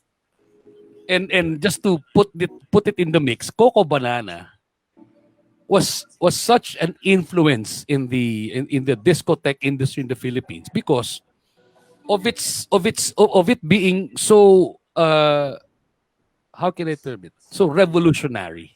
And so daring as far as the entertainment fair was concerned. They will not play top 40. Coco Banana will never play top 40. Si Coco Banana parati ang nauuna sa tugtugan. Okay. Sila ang nauuna. Why? Kasi yung mga flight stewardess na galing Europe, nagdadala ng plaka para kay Ernest. Ganun yung labanan. So sila nauuna. Diba? Yeah. For how electronic disco was, it was Coco. It was Coco Banana. Sila yun. They were the first ones. But interesting. Eventually, by the time it was already, alas 10 na pala. By the time, actually, wala pa tayo sa kalahati pa lang natin yung ano natin. Wala pa tayo sa kalahati ng kwento. Alas 10 na. Kasama na kanina schedule natin. Oh my God. Definitely we'll have a part 2, pare. Ang but ganda ng but but you ang ganda that you were there and you saw a lot of you know, things. remember that time, walang cellphone, wala pang pager noon. Uh, Wala pang pager noon. So everything was pre-planned. You uh, knew where everybody was going. You uh, knew where everybody was at a particular time. Pag uh, nagkausap sa telepono, oy, ito yung ano namin ngayon, ito yung ruta namin ngayon. We'll be here at so and so this time, this time, this time. yeah. Pag sinabi nagbitiw na ng ganun, Yun na yun. wala nang atrasan yun. Wala nang bawian Oo, yun. Kailangan nandiyan totoo. ka ng ganitong oras. Yeah. Kaya Kailangan nga buka. kaya Indian nga pag hindi ka Diba? O hindi, injang kasi ka. hindi Diba? So it was a very healthy atmosphere wherein people were kinder. People yeah. were more sensitive to values and manners, which I miss so much now. Na ngayon, makapintas ka lang parang, di ba? Makapintas ka lang kahit wala ka namang, even if you can back it up, parang okay lang Di ba? Pero, ganun lang yun. Eileen, yes, I remember. Let's say hi to some of our watchers. Hello! Uy! Mon. Hello, Mon. Louie Marama, ang nakakatatandang kapatid ni Mon ay nandito din. Nga, John, you're right. Rock Ola. No, but Rock Ola, John, was already in the latter part of the 80s. Ano na yan? Mga mid-80s na yan. Mga mid-80s na yan. Rock Ola. I still remember Rock Ola. Diyan, marami akong plakang ninakaw dun Mas marami akong younger ba Mon, sorry. Mas marami akong plakang nanakaw sa Rock Ola. Pero kaibigan ko yung mga may-ari doon. Hindi ko na sabihin kung sino mapubitik ng plaka ko, pero meron akong plaka na colored vinyl na the greatest hits of Elvis Presley, which only had 500 copies printed, na ninakaw sa akin doon. Diyos ko, ngayon tiningnan ko, nasa 20,000 ngayon ang value ng plaka na yon, yung that 4 vinyl set. Anyway, hello to, wait a minute, Angelo Lapak. Hello, Angelo. Lawrence Chuacuco. Hello. Alam niyo, Eileen Lopez, how are you? Eileen, you're a Lopez. Baka mag-anak pa kita. Di ba? Baka mag-anak pa kita. Di ba? Question, was ISIS hindi lang umano dito, was ISIS previously another club? ISIS? That structure was actually La Concha. Okay. La Concha was a lounge at the top of the Hyatt Regency of Manila, the original Hyatt Regency along Ross Boulevard, which was famous for their lunchtime fashion shows. Lunchtime fashion shows? Yes, sir. It was a thing. It was a thing in the 70s. Yes, lunchtime fashion shows was a thing in the 70s, wherein you had, I forgot to mention, the flying machine at the Philippine Village Hotel, which is beside the airport. Airport. Yes. Flying yes, the flying machine. Inside the flying machine discotheque, you had replicas of airplanes. Okay. And I can't remember the resident DJs right now, but I will remember who they were. I will remember them. With your being part of First Audio. First Audio tayo, tama. Ano ba? You got to go what? Kasi syempre I think First Audio at the time had a lot of outlets. Did you get to go around the outlets and see? My outlets of assignments were the Pirates Den, which everybody would have to go to. Actually, no. My initial I played twice at Another World. And then Pirates Den, and then Stargazer. So that was my rotation. Either I played the early set at Pirates Den, and then I played the middle set at Stargazer. or that was the route, that was the routine. Mm-hmm. And then in the latter years of me with First Audio, I would do a lunchtime gig. Yes, a lunchtime till early afternoon gig in Shakey's in Harrison Plaza. Talaga. As Yep. in, yeah, there was a crowd. I mean, or There's a parang lunchtime. you Oh, were like a background, yeah. I parang was a background background, but music I had lang. we were on a stage, Uh-huh, uh-huh. and Ah, the format there was radio, uh-huh. radio Okay. style ang format. Okay. So So, live radio live uh, radio ang in a format venue. in a Okay. in a eating establishment. So that was the format Shakey's, there. So this was before Yes. Shakey's became yung mga combo-combo. No? Di ba? Yes. The transformation yung Shakey's. Yes. Ganun yun. Ganun Combo, yun. no? All right. So, correct, Chris Merto. Hyatt Hotel now is Midas, the Midas Hotel. Correct. Hello, Lynette Riodica. Hello, Bob Villanueva. Hello. Thank you. Oh, hi, Lynette. How are you? Our friend from 128 BPM. Very good. Uh-huh. Okay, just to continue. The First Audio at that time had more than 20 outlets. By the time Mhm. it was around 1982. Uh-huh. That was 82. By 83, I left First Audio already. By Okay. 83. By 83, I tried to go back to school. Hindi ka natapos ng college? Nope. I Okay. tried to go back to Okay. school. So I tried the student life again. How long Unfortunately, did that last? it lasted for only a year.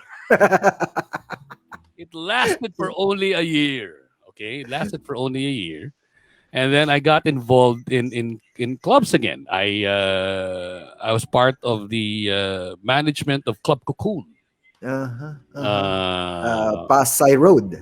yes, in Pasay Road, Uh-huh. Uh-huh. Makati, which Club Cocoon eventually became Equinox. Equinox, yeah. It became Equinox. It achieved more success as Equinox more than it achieved success. The structure achieving success as Club Cocoon.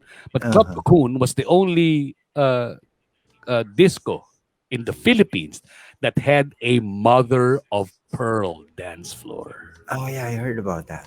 Okay. It Hindi ako had nakapasok a doon. mother Okay. of pearl dance floor. What? The whole dance floor The was whole mother of dance pearl? floor was mother of pearl. It Taray was naman nun. beautiful. Mario, it was beautiful. It Grabe. had the ceiling was glass encased. So during the day, the sunlight, natural sunlight, will shine on the mother of pearl dance floor. And if they had Ah, daytime events, that was so beautiful. At night, when the lights would shine on the mother of pearl dance floor, it was fantastic. Because remember, mother of pearl achieves certain characteristics uh-huh. depending on the light. Uh-huh. Nagbabago yung anyo ng mother Uh, of pearl. Depende kung anong ilaw ang pumapatak doon at tumatutok doon eh. So uh, it had a totally different dynamic. galing, Kumbaga, ano? pag Oo. ganun. Di ba? Di ba Marlon Lansangan, naalala mo Club Cocoon? Yun, di ba? Yun na yun. Di ba with matching Rene Gabriel, may ganda. Pwede, Gabriel? Di ba? May gano, may Rene Gabriel factor yan. Anyway, so from Club Cocoon, after that, Kiss FM. Oh, you went Back on to radio. radio na. Back Oh, on okay. radio. Kiss FM, and then RT, and then DMC. Oh, yeah, I remember Then after that, DMC. DMC. This was in the late 90s when Jesse Gonzalez was able to acquire the franchise with the Disco Mix Club Philippines from Milo Ocampo, who had it first. Eventually, it came to it went to Jesse Gonzalez. And eventually, while we were doing DMC, Jesse was able to secure the DJ and lighting contract for Euphoria, which was already in existence because Euphoria opened in 1987 under Milo Campo. Eventually, their contract expired it was not renewed. Louis had to get a new supplier and a provider for the services. In comes Jesse Gonzalez in 1990, and that spelled the 12, 12-year association with yours truly and Luis Mayon and Euphoria,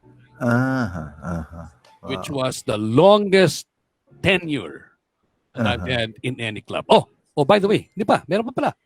May faces pala ako in 86. May stint pa ako in faces, but not as a Faces, DJ. the one in the corner of Yes, Pasay. San Lorenzo. Yeah, Okay, in the okay. corner of San Lorenzo Village. Oh, not as a DJ, but Not as a DJ, but as a part of the marketing group. My position was the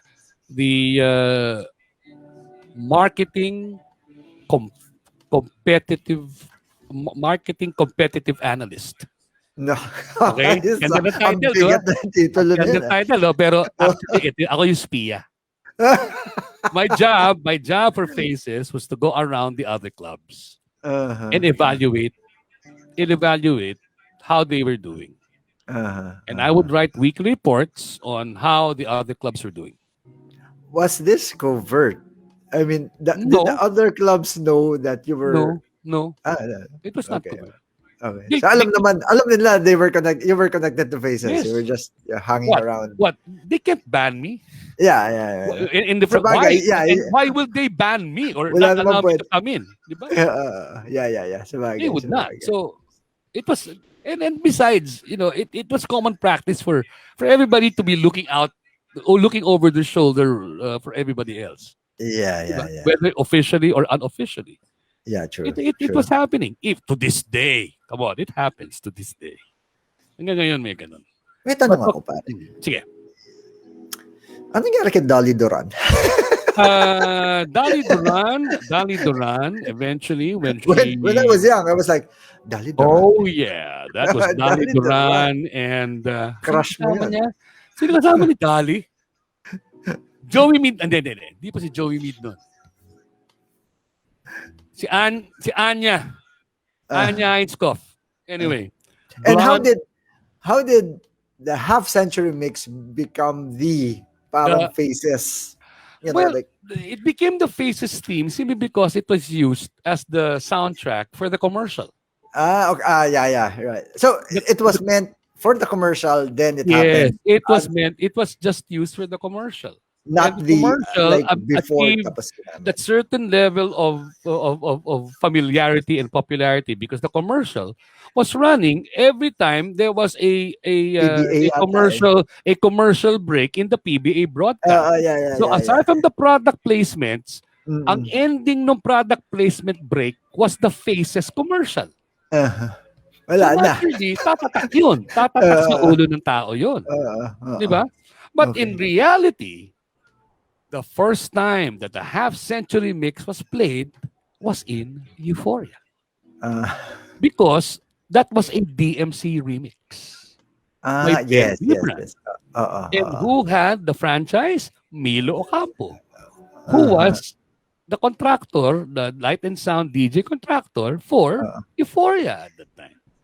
Pero was it planned, shall we say? When the commercial was being planned, eto ang gagamitin natin for... they decided on that. And remember, that time, wala pa copyright. Right. So, there were no hindrances or obstacles for them to use that song as the soundtrack. Yeah. So, di ba? So, pwede pa. Ngayon, Diyos ko, 4 bars lang. I'm doing a plug for our July 2 Euphoria Relive thing. Minix ko na yung 2 kanta, may copyright may as in, nakapatong pareho for 30 seconds Meron pang problema sa considerations for copyright. So that's how it is. I mean, that's how the times are. Okay. But during those days, you can use anything. Without fear of copyright infringement. Diba? That's so Faces, diba? Diba? But yes, correct, Lisa. That was Sanya Einskoff. Yes, correct. And I remembered. Thank God I remembered. Hindi pa ako senior. Okay, 2 years pa. But okay, from joining Euphoria in 1991, that was a 10 to 12 year relationship with an establishment that uh, that also revolutionized how going out was. Uh-huh. Faces was likewise very revolutionary. As with Rumors and Zigzag, Zigzag Mm. was the primary. It was Yeah, yeah. located at the old Dantes, which was on Pasay Road. No, sorry, which is Pasong Pasong Tamo pasong Extension. tamo, 'di ba? Pasong Parang Tamo Extension, which was originally Dantes, which was owned by Dante Silverio, who at that time was the coach of Toyota. mm. Which was my basketball art nemesis because I was a Crispa fan. But sa mga Toyota fans, hindi tayo magkaaway, pero mas marami kaming Grand Slam sa inyo. Ah, pero aminin ko, mas maraming gwapo sa Toyota. Ah, and two of my good friends through the years are Toyota players. Gil Cortez and Francis Aranais. They're still very good friends up to now. Okay, That's moving so on. ano talaga of that time, Crispa Toyota. Diba? Anyway, sige, go on, sorry. So uh, uh, by the time it was the mid 80s, the what we call the discotheque triangle was in existence. Uh-huh. It was Rumors, where SM is now. Euphoria, 80 steps away. Euphoria, Yes. 80 steps away, and 250 steps was Faces, Uh, which at that time had already relocated to where Metro was. Diba? yeah. Oh, yeah. Zigzag, Rumors, and then they Uh, transferred Metro, which Metro eventually became the second home of Faces. of Faces, yeah. Yun Remember. na. Tapos, last man standing, Euphoria. By the time it was 1992, 1993, last man standing. Last club standing among the three was Euphoria. Well, probably it was lucky because it was like hotel owned, whereas the others that had to pay rent. Diba? well, Euphoria had to pay rent as well. Kasi iba na yung operation nun. It was more Euphoria, independent. the moment Louis Ismael, Charlie Camona, and Inigo Zubel put up the club, they were paying rent to the hotel. But it was not free. Kumbaga, the structure was not freestanding. I think that's the more apt term. It's not You're right. So the complement of being situated inside the hotel was very beneficial because you had walk-in guests from the hotel. From the hotel through the poolside. And then, Correct. Ang daming kwento ng poolside na yan. Ang dami. Diyos ko. Pero that will be for next story. Yeah. Next story. So okay. after that, but then you so did your radio stints happen after na all of this club stints? Well, when I joined Euphoria already, wala nang radio nun eh. Talagang concentrate na lang sa Euphoria until I left Euphoria in the early 2000s to pursue a different career. This is where the broadcasting started. I took a broadcasting seminar, which was basically a sports broadcasting seminar. So my training on radio was very beneficial for me to be able to grasp what the workshop was. And after that workshop, I started working the PBA. I started doing the PBA broadcast on radio and eventually on television up until about 2006 when I joined ABS-CBN. Okay. Pero tapos at least a network. Alam mo, ito yan for those of you who are also interested to do the nuances about broadcasting sports on radio and broadcasting sports on television. Sa sports kasi mga kaibigan, pag nanonood kayo sa TV, nakikita nyo na yung nangyayari. Nakikita nyo na eh. Sa radyo, hindi eh. Hindi nyo nakikita. So the nuance of the discipline is totally different. On TV, you just remind the audience what they're singing. Diba? Ano lang, infusion of sino ng bola, very good. Because nakikita mo na you can see it already. But on radio, when you're doing a sports broadcast, it takes a lot more effort because you have to explain where they are, who that is, where are they going, how is he moving, how is the player defending him moving as well, how much time is remaining. Yeah. Diba? Para kailangan na ma-picture rin in their minds yung correct. Habang nakikinig Because you sila have to let the audience who are just listening be able to picture in their minds what the visual for you as the broadcaster is. I will tell you a really funny story which I promised to you. Okay. Meron isang mangingisda na nagpalaot gabi. Nasa bangka siya. So may Petromax. Tsaka may radyo. Petromax! Ha? May Petromax tsaka may radyo. Nakikinig ng Pure Foods versus Ginebra. This was in the early 2000s. Pure Foods Ginebra. Okay. Ito ngayon si Bal David. Bal David, nasa may ibabaw ng keyhole. Sabi ako ng bola mga kaibigan, Jaworski nasa may ilalim, nag-aantay ng pasa pero hindi napunta sa kanya. Ito na ngayon. Depensa, mahigpit. Lumalapit kay Bal David. Bal David, nakita si Jaworski, bukas sa ilalim, binigay ang bola, layup, Jaworski, pasok! Okay. That listener na nasa laot, nung narinig yung word na pasok, stood up from his banka and fell into the water. Because he was just full of imagining what he was hearing, and out of sheer joy that the shot went in, because that was the winning shot.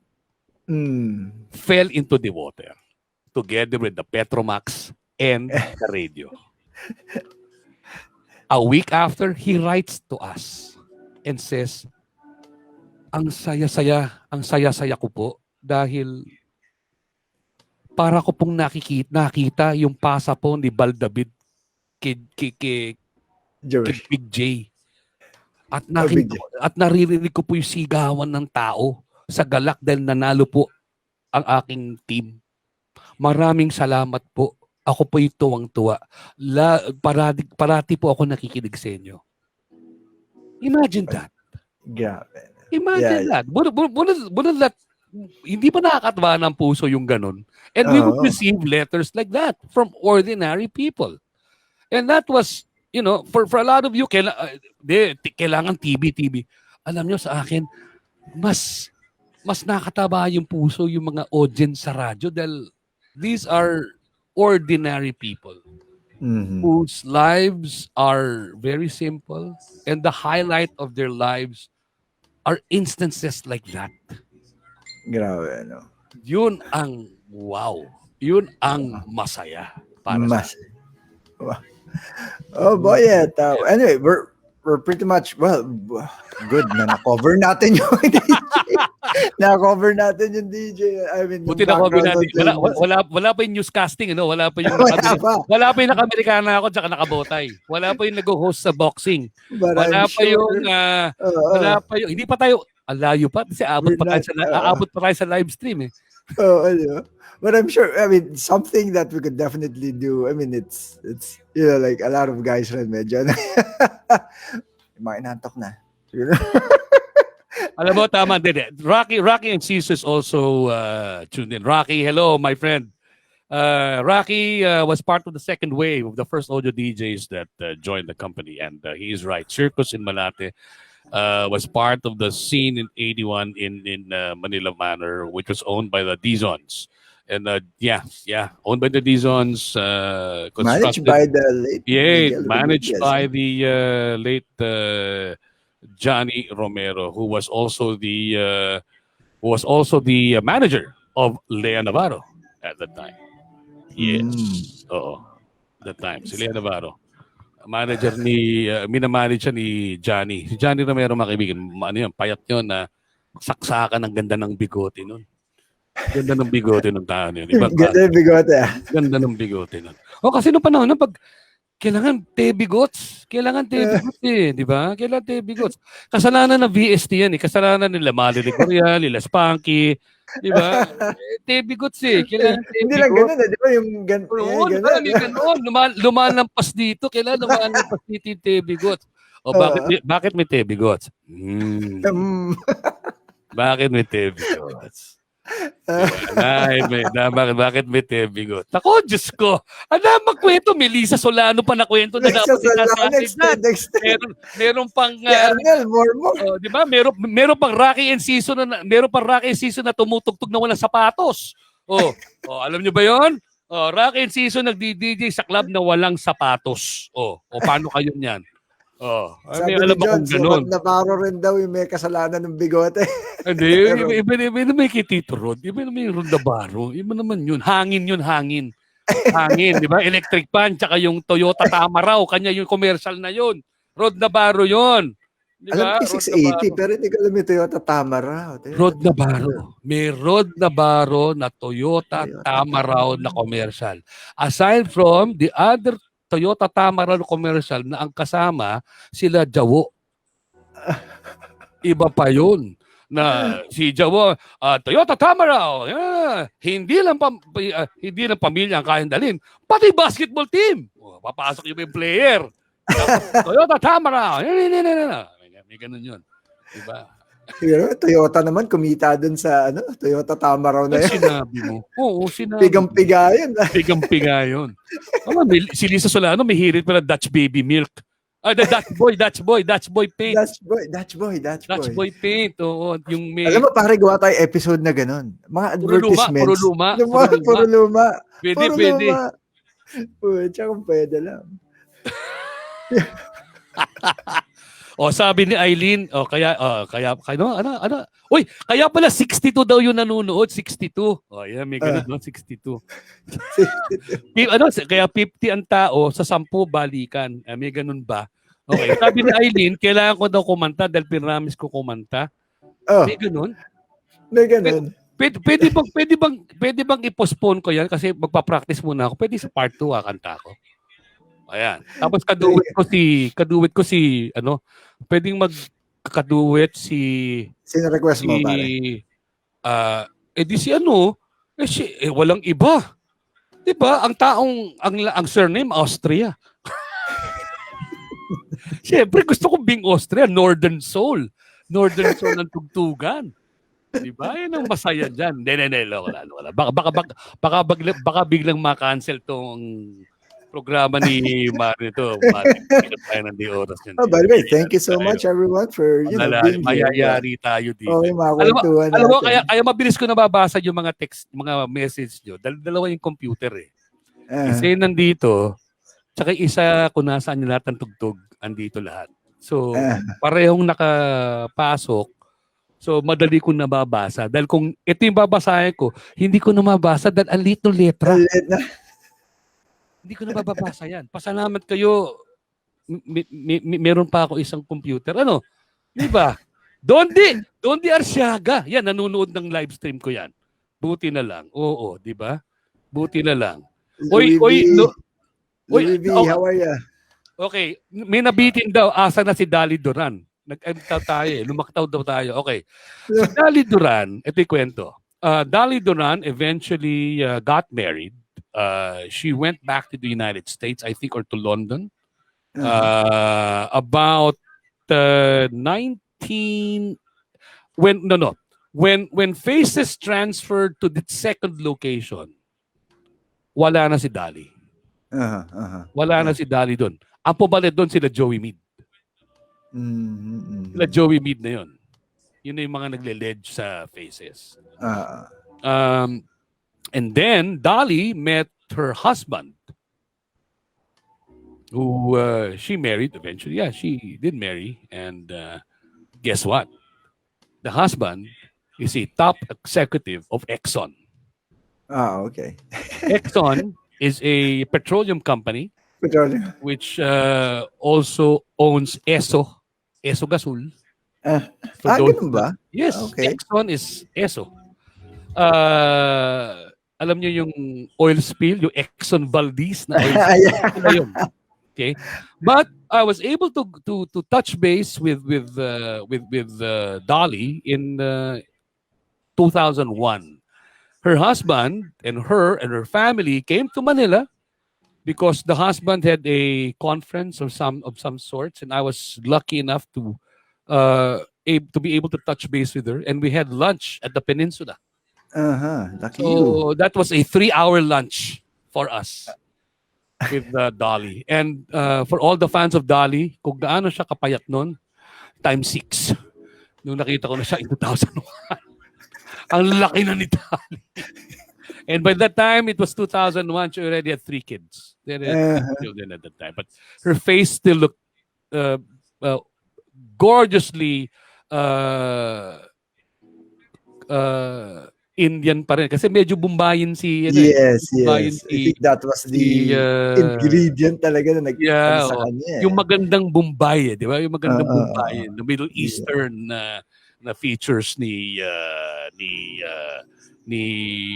Dolly. And aside from that, Dolly's popularity in the Philippines was not only because of faces, but also she did a bit of movies also. Ah, She did a bit of mhm. movies, supporting roles in movies na either girlfriend siya ni ganito, ang exposure niya mga 2 minutes, mga ganyan. Ayos na. Yeah, but knowing that she was the ledge dancer of faces added to that notoriety for her in the Philippines. That's why Mhm.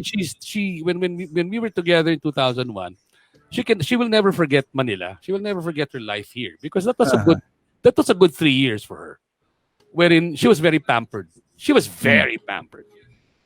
They had a driver at her beck and call. She was living in a fully furnished condo.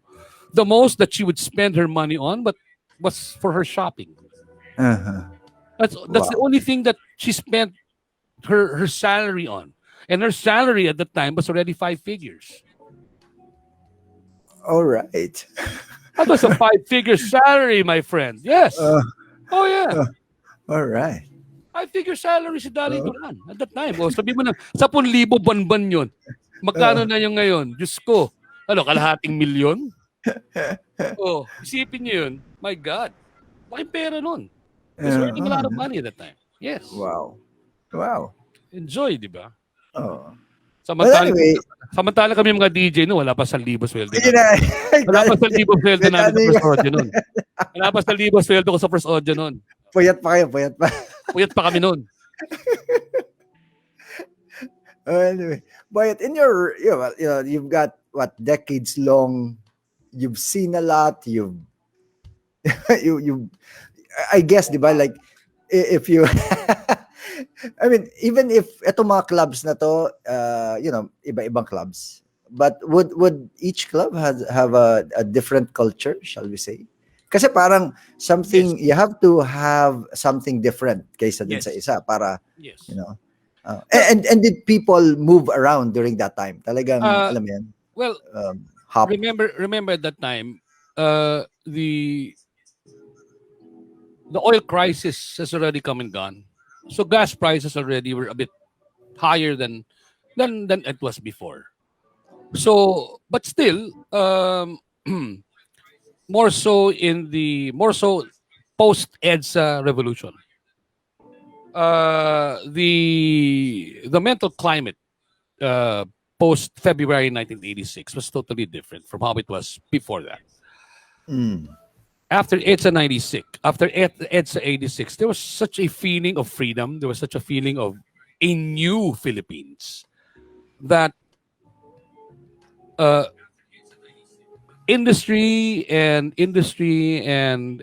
economics were at an all-time high because of the new confidence in the government that stepped in. Salaries were good. People were earning good money. So the spending was good as well. Diba? The spending was good as well. So post EDSA 86, that was a climate for people to be entertained, to let their repression of how the previous government was. Mm-hmm. It was a time to relive how it felt like to be really free. It was a good time to start a business, and people did start a lot of good new businesses at that time. Uh, the exchange rate was manageable still at the time. It was about what 23, 24, if I'm not Oh mistaken, at yeah. the time. Oh. I remember that. Uh, and as far as the businesses were concerned, the Philippines as a country was doing well because there was newfound confidence in our country. Mm-hmm. So there was an influx of money. Mm-hmm. Infrastructure was being, as being implemented. New infrastructure is being implemented. So all in all, the country was at a stage wherein gasta tayo. Let's Gasta spend lang. the money. Let's spend money. Let's get entertained. Uh, Diba? Let's enjoy. Enjoy tayo. Kaya pero nga ganun eh. Ganun yung ginaging scenario. but the nung you mentioned kanina about teka lang, Euphoria, Mm, Faces, and mm, Rumors. mm. Yung itong tatlo. Di Yes, ba? that was the triangle. Yeah, that was the Makati Hindi, triangle. did each one have its own certain thing kaya yung Yes. Rumors had the from zigzag to rumors, they had the magic of John Robinson. oh yeah. Uh-huh. Uh-huh. They had the Yun magic of yun. Ram Robinson, and then rumors as a destination had the benefit of uh, also carrying over what zigzag was to what rumors is. Mm-hmm. Zigzag had a live band area and a discotheque, if you remember, and they incorporated that as well to what rumors was. There Mm-hmm. was the disco area and the live band area, which is more inside. Mm-hmm. But the notoriety of rumors was the airplane VIP area. Parang hindi ko They had an maintindihan. airplane inside the disco area, Mm-hmm. an airplane, which was a private lounge only for VIPs. So the Mm, VIPs will be there. wala So that was pang the notoriety. And of ah, course, the lighting effects, which we were talking about kanina. yeah, yeah, really. Diba? Yung UFO na pag Yeah. hypnotized by, di ba pag hypnotized, pag drum, no, dung, Tan tan dung, tan tan dung, tan tan dung, tan tan di ba? tan tan tan. Bumaba, tan, tan, tan, tan, tan, tan, tan, tan, tan. Di ba yung guitar riff, di ba? Oo. Bumababa yung guitar. Take. Biglang, chung, talan, iikot na, tayo na yun, di ba? Bakbakan na, woo! Gano'n yun na, woo! Because they were the ones they were the only ones that had that. Yeah, yeah, yeah. Oo. For Euphoria, technically their notoriety was that revolving Oh, I light think there was panels. thing, right? The Yeah, yeah, yeah. revolving I panels on top. yeah, yeah, yeah. The Tama, tama. revolving panels Parang on iba top. yung effect dito, iba yung effect dito. So when Yes, you go like this. correct. The revolving panels. For Uh, faces, it was more the people, the uh-huh. celebrities. Their Mm. brand of celebrities, because the faces brand of celebrities are mostly the basketball players. Because of Because of the Bongbong Veles. association of Vintage. Yeah. Vintage Enterprises, which was the television production arm of Cavill, Mm-hmm. that also was doing the PPA. Yeah, the So PBA. that Yeah, was yeah. that was that was the connect. Mm-hmm. For Mm-hmm. Euphoria, it was more Louis Ismael and Inigo, the owners Mm-hmm. of the place, who Okay. represented the upper echelon of Philippine society. Mm-hmm. Yeah, Diba? yeah. But more than kumbaga, the between Faces and Euphoria's really, for me personally, the real Euphoria days of glory was by the time it was the 90s. Mm-hmm. Euphoria would have its good share of people in the late 80s. Yes. Hindi na ba blanco yan? Pero, as I've said, I was the spy for Faces. So I would know who was going there, how many people were there at any given point in time. I would have to, that was the data I would have to present to Faces. So by the time it was 1990 and I already was not with Faces anymore, and Jesse Gonzalez told me to join him in Euphoria, I think that was the jump off point for Euphoria to be, kumbaga, in a class of its own. Mhm. Mhm. Wherein it really, this was the post Andrew E era already. Okay, okay. Because when we arrived, Euphoria's popularity musically was dirty rap. Okay. They were the ones that really pushed dirty rap to the max. And Two Andrew live E, crew, ganon. yeah, Or and Andrew E would do his live oh, rapping, okay, at the okay. time in the late '80s. So that was how Euphoria was before we came in. Uh-huh. So by the 19 by yes 89. So by the time it's 1990, Jesse Gonzalez, myself, and Mon Barnamo was already there, San Ancheta, and Joel Adriano were already together as a team. That signaled a shift to how Euphoria eventually came into its own as an as a discotheque, wherein the combined musical tastes of Louis, Mon, myself, Joel, and Sonny Ancheta laid birth to a more streamlined menu of how music was. Mhm. Mhm. We would be playing hits, but we would also be very conscious in introducing a lot of new stuff. A lot of new Mhm. stuff. I think aside from the standards like the Black Box, CC Mhm. Peniston, Crystal Waters, and all that. I think we were also instrumental in putting forth a lot of songs that would also be used by everybody else. But I will never be sure about laying claim to that.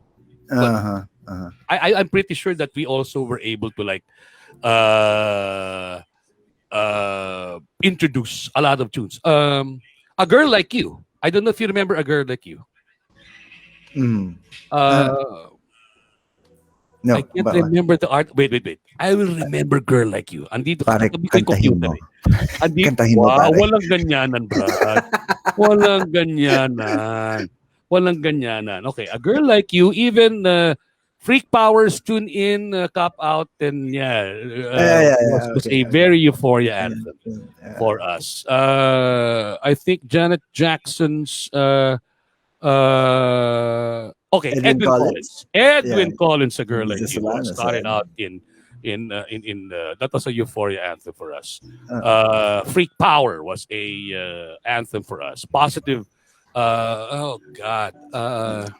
so Uh, nung ano, I mean like in the operation of the club, I mean Euphoria, right? So nandun ka na and then yeah.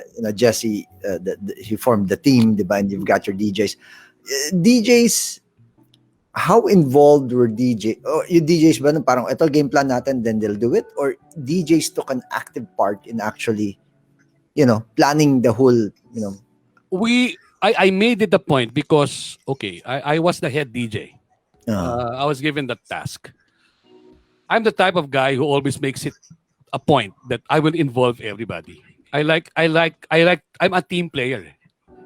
I'm a team player. hmm, So there's no I in team for me. So even if mhm, I was the head, I would always consult the other three. O paano tayo? And they will always be briefed on the marketing thrust, what is the ideology, what is the vision, mission of what we're doing. So mhm, they're all on the same page. Hindi lang yung tumutugtog ka lang. Pati uh, opinion mo, utak mo, what you feel about this, we will all democratically discuss this together. So that when we have a position, when we execute, we're all on the same page. Walang sama na loob, walang nag-iingitan because mm, we're all on the same page. And there always give and takes as far as creating that harmonious scenario. uh-huh, Wherein even in the choice of music, we yeah, will always have a day in a week wherein whatever, how many new records arrive, there's a day, there's a time in a day that we will all get together. That's usually around 4 in the afternoon because obviously, kawawa naman yung nag-late slot. Ano oras gising yan? So yung DJ audition time, may pamerienda yan. Kailangan may pamerienda yan. Kasi, di ba? Hassle naman, pumunta ka doon. Alas 4 na, gugutom ako. Paano yan? May pamerienda yan. So habang nag-audition ng plaka yan, may sibog, whatever. And then it's a democratic process. Oh, vote. Oh. Di ba? If it's unanimous or hindi. If it's going to be classified as a primetime hit, gotcha. If it's a primetime hit, it should be played once every hour or once every 2 hours, every slot. If it's a sustainer, it could just be part of the rotation. Things like that. Kumbaga, we plan what the classification, and these are all theories learned from First Audio. Yeah. These are theories learned from First Audio. And I would like to credit Wapsi Zamora for that, for letting me learn that from him. That's Yes, great. yes. Yeah. So Dapat si Wapsi yung prinsipyo, that principle really was very revealing for me to do that, because it gave the art form more science. Diba? It was not anymore instinct. It was more science. It became science more than anything. So I mean, I guess you'd there in a span of the night you'd build something up. Yes. Para bumili ng inumin. Because that's the point. Diba? You cannot keep on making people just dance. You have to be able to plan it out in a span of an 8-hour discotheque operation. Diba? An 8-hour discotheque operation, more or less, because it usually extends to about 10. So in an 8-hour disco operation, you have to be able to plan out how your behaviorals will be. What will be the customer behaviors will be. So if you start out playing at 9 o'clock, what do you play by 9 until 10? What's the mood? What mood do you cultivate? By the time it's 10 o'clock, how do you sustain that? How do you even build it up some more, or just make them anticipate, build that until the time it's 11 o'clock, bam! Pagdating na 12, another bam! Then 1 o'clock, another bam! And then, cool ka muna. Kasi may papasok ng alas 12. Alam mo, may dadating na tao ng 2 o'clock. Alam niyo na yung tansya ng dating ng tao. Kasi pag 2 o'clock, wala nang cover charge. So alam mo yung 2 o'clock wave na may dadating talaga. May dadating dahil wala nang bayad. May dadating na kasi wala nang bayad ng 2 o'clock. So you prepare for that window as well. Diba? Because these are the aspirational customers. Because if you treat them bad, pag yumaman yan, bad ka sa kanila. They might be a new club that will welcome them in open arms, and why risk that? I'd rather have you here now. I'd rather have you here now. Kumbaga, you build customer loyalty already. For the simple reason that you are, you only thing that umaga na. Okay. Well, I guess, like Boyet, a truckload of experience and stories. Truckload talaga, no? This is beyond what yung pag-uusapan na natin kanina. Nakakatawa. I mean, and great. I mean, it also, the thing is, it brings everyone also back. Kung ano man yung masayang tugtugan. Wala pa nga tayo sa tugtugan eh. Oo nga, wala pa nga tayo sa tugtugan. Which means we'll definitely have another one. Boyet Sison eh. Anytime. Boy! Sa ngayon pala, nakikita ko 4 na extensions na. Anyway, kailan nyo gusto? Let's ask our audience. Kailan nyo gusto? Kailan yung part 2? Kailan yung part 2? Kailan nyo gusto yung part 2? June, puno na ako ng June eh. Meron pang afternoon disco tayo na hindi napapag-usapan. Paano yung mga afternoon disco ng panahon na yon? At sino yung mga tumutugtog pag afternoon disco? At Al tama. bakit gusto nila na sila yung tumutugtog ng afternoon disco? May gano'n? May ganon, Brad. Pero May tama, the ganon. afternoon disco, nagkaroon yan ng time na ganyan. Yes! Disco na yan. Ang tanong, bakit agawan? Ba't Oh, nag-aagawan kami sa afternoon disco? curious. Oh, yeah! Okay, anyway, something to talk about next time. Everybody, well, Boyet, thank you so much for really, really spending the time with us. Thank you, guys. Thank Maraming you, salamat. Mario. Thank you. Maraming salamat. And Maraming thank you for our guests our listeners that have stayed with us this ganto katagal. Jojo Kaya, Ariono, umihirit pa. Tuloy lang. Hindi pwede. Kailangan may suspense. Wala nga totoo lang. Sipin nyo, walang bathroom break itong show Walang na to. bathroom break. Walang bathroom break. Nagte-textan na kami ni Boyet. Wala kaming jingle break, 2 oras. Kayo ba? 58 anyos na ako. Nahihirapan na yung pantog ko. Bladder mo. Okay. Anyway, thank you, Boyet. Hey, first, Boyet, say your goodbyes. Well, Thank you. I'm very happy that Mario, this show is really has already it already has a life of its own. Yes. I'm very happy that you are now experiencing what I have been experiencing all these years. The level of commitment to your show is very admirable. I'm happy that you pursued this because really, very few people will dare to do this. You said There it. are a lot of stories in our industry that need to be heard. Yes. Maraming napakagandang kwento sa mga lighting suppliers, sound system suppliers. Iba-iba yung dynamic ng buhay nila eh. Iba-iba yung experiences at masarap at masaya na marinig yan para maintindihan din ng mga kapatid natin na it's not always gravy, ika nga, for everybody. There were birth pains. Maraming may pinagsimulan na hindi kaya-aya. Mayroong mga taong talagang nahirapan na patakbuhin yung mga negosyo nila. At kami mga DJ, hindi naman lahat kami, well, iba na panahon ngayon kasi spoiled din yung mga DJ. Pero yung panahon namin, ika nga you had to learn everything from scratch eh. Walang necessarily magtuturo sa'yo dahil hindi uso yun eh. Hindi uso magturo nun eh. But more than that, tuntuman naman ako dahil ang dami natin mga kapatid sa industriya, mga kaibigan na nakikinig at nanonood ngayon. Lalong-lalo na yung Happy Birthday Boy, Robert Biñas, na ngayon ay kukutsain ko pa rin dahil walang pansit. Dapat may pansit. May grab ha? Tandaan nyo, may grab. Wala na. Malasong sini. Pero dapat sa susunod, may pahabol. Dapat may pansit na pahabol sa susunod na show. Ay, nako, thank you, Mario. All I can say is congratulations, Mario. Congratulations. Hey, thank you so much, man. And thank you for giving me this opportunity to tell my story. Because maraming hindi nakaalam ng kwento ko eh. Maraming hindi nakaalam ng kwento. At marami pa yan. Marami pa.